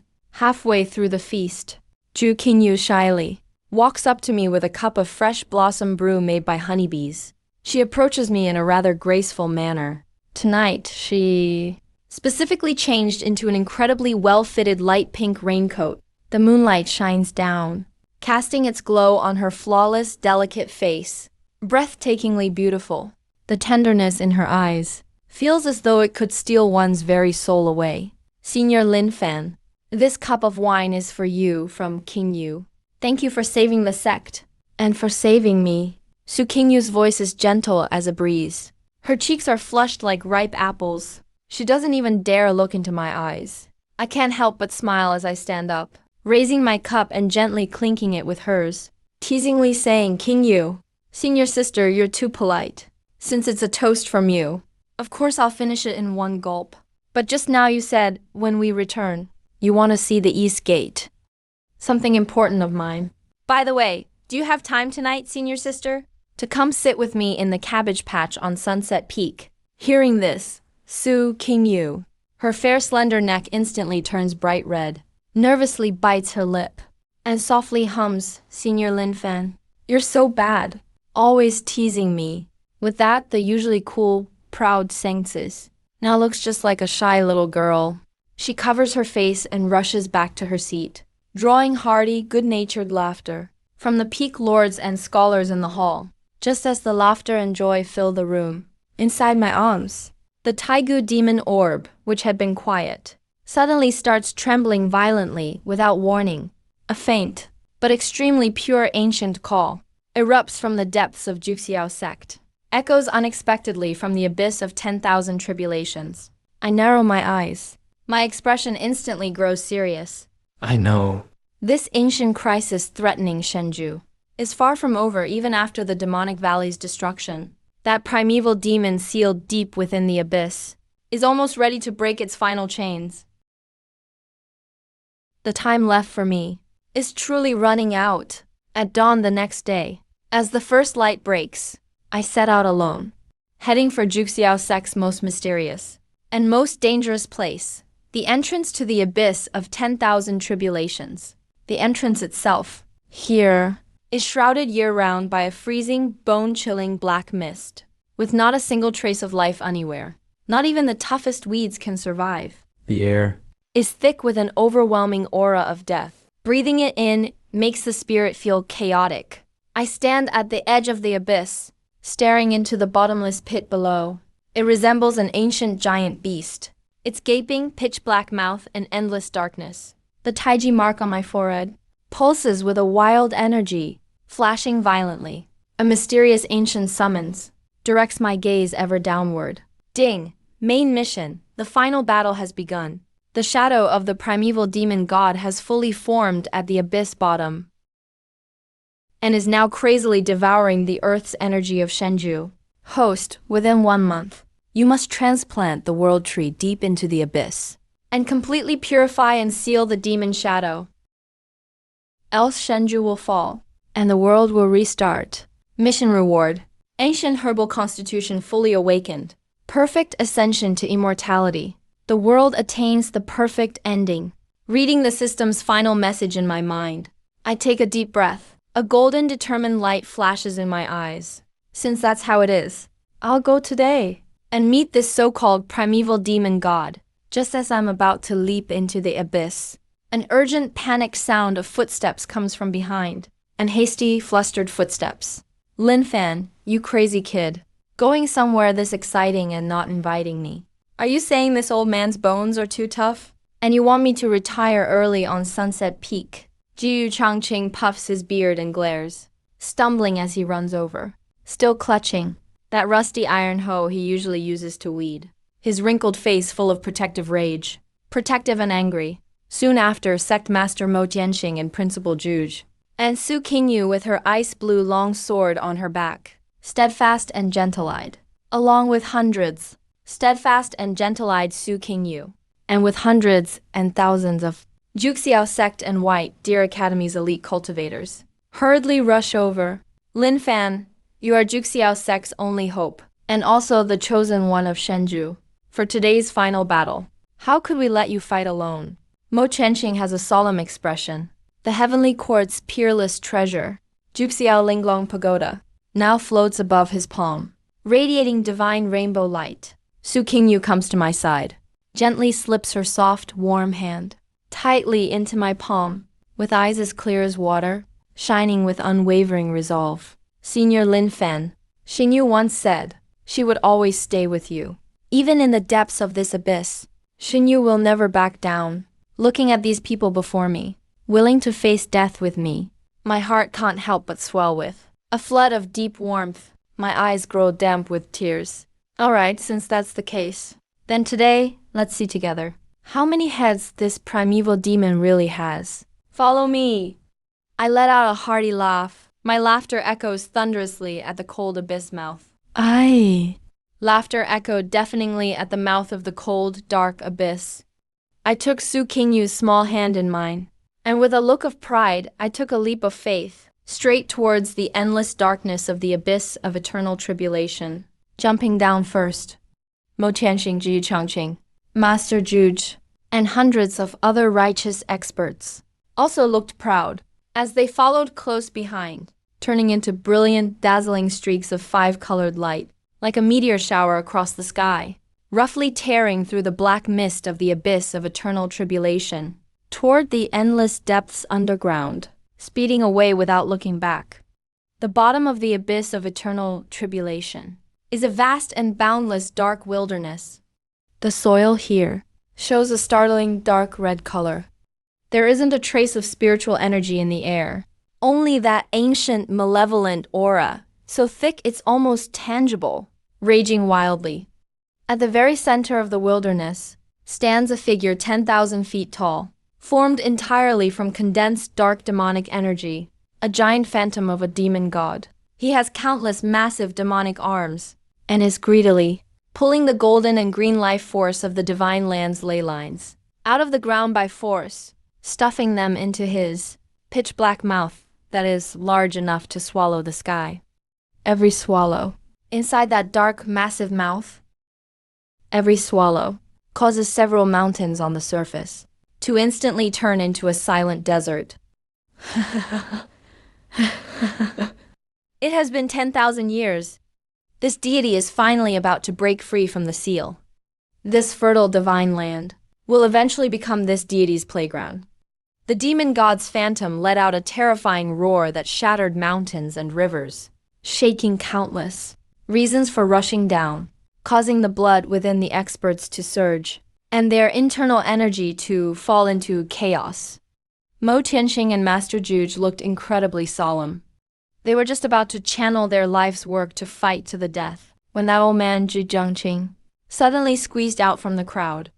Pointing at the 10,000-foot-tall demon god phantom, with hands on his hips, he looked extremely disdainfully, spat and said, "Hey, you big black blockhead. You look like a dirty black potato that hasn't been washed. How dare you shout in front of this old man? In my view, you're just a paper tiger." In a moment, that kid Lin Fan will just wave the primordial world tree, and in an instant, you'll be completely purified into a pile of the most fertile cabbage fertilizer. Not even a speck of demonic residue will be left. Rumble. As soon as Ji Changqing said those words, I felt the sky at the bottom of the abyss of eternal tribulation go completely crazy at that moment. The sky at this moment went completely crazy. An indescribable force, surpassing the laws of this world, the nine heavens' supreme fortune beyond the limit of endurance, erupted from the depths of my crown. The sapling of the world divine tree in my arms, at this very moment, seemed to receive infinite blessings from the heavenly Tao. In an instant, it turned into a staff 10,000 feet long, made of pure gold and the laws of life. The condensed Azure Emperor Divine Staff. It landed steadily in my right palm. My cultivation level, at this moment as well, in an earth-shattering manner, reached complete great perfection. I attained immortality on the spot. Golden immortal light illuminated the entire endless abyss wilderness, turning into a thick layer of sacred golden raiment, draped over my body. The demon god phantom, looking at me as if I were a golden armored immortal, descended to earth, and had the object in my hand, that Azure Emperor divine staff radiating world-destroying life force, on that pitch-black face, for the first time showed an extremely human-like expression of endless fear and trembling. How is this possible? This is the power of the God realm. Could you be the reincarnation of the Azure Emperor from the nine heavens? My expression was calm and ripple-less. Looking down at him, the Azure Emperor divine staff in my hand gave a gentle swipe in the air. Primordial demon god, swiping gently in the air. Primordial demon god, since you look like a potato, then today this demon emperor will personally plant you into this ground to serve as the sunset wind, the final super fertilizer for my cabbages. The world divine tree sent out evolution. I swung the staff. The phantom of the world divine tree above the divine general bloomed grandly. Countless rivers of primordial life, 1,000 feet wide, entirely purple gold in color, like the Milky Way falling from the highest heaven, poured straight onto the 10,000-foot-tall demon god phantom. This deity is not reconciled. Not reconciled. Under the nourishment and evolution of the primordial divine water, the demon god phantom let out its final miserable wail. The thick black malevolent aura on his body, in an instant, was entirely purified into crystal clear droplets, golden divine nutrients radiating a thick fragrance of vegetation, sprinkling across the entire dark red and pitch black wilderness. In just a few breaths of time, this place, once the most dangerous part of the divine land, the most deathly silent bottom of the abyss of eternal tribulation, under the nourishment of the golden nutrients, miraculously regained infinite vitality. The ground was covered with colorful and strange immortal herbs and crystal clear holy springs, running and flowing through the wilderness. Even the sky, turned into a boundless sacred golden blue. The primordial demon god has completely fallen. The abyss of eternal tribulation, in an instant, became the sacred place for cultivation with the thickest life force in the entire divine land. The world is saved. Mo Tianxing Master Juge, and countless righteous experts from the Nine Heavens sect and White Deer Academy, stared blankly at the scene before them, an exquisitely beautiful picture like a fairyland. Then they looked at the golden white-clad youth standing in the void, his robes fluttering even without wind. Everyone was so moved that tears streamed down their faces. They all knelt on both knees in heartfelt admiration, shouting in unison, "Greetings, immortal Lin.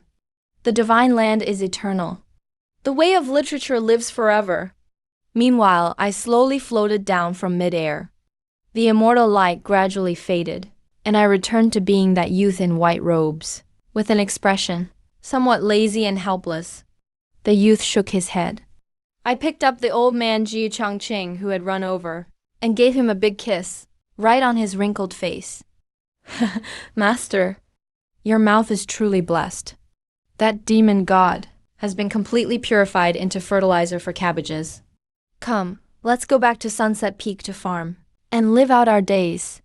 Jiu Changqing went to live out his days.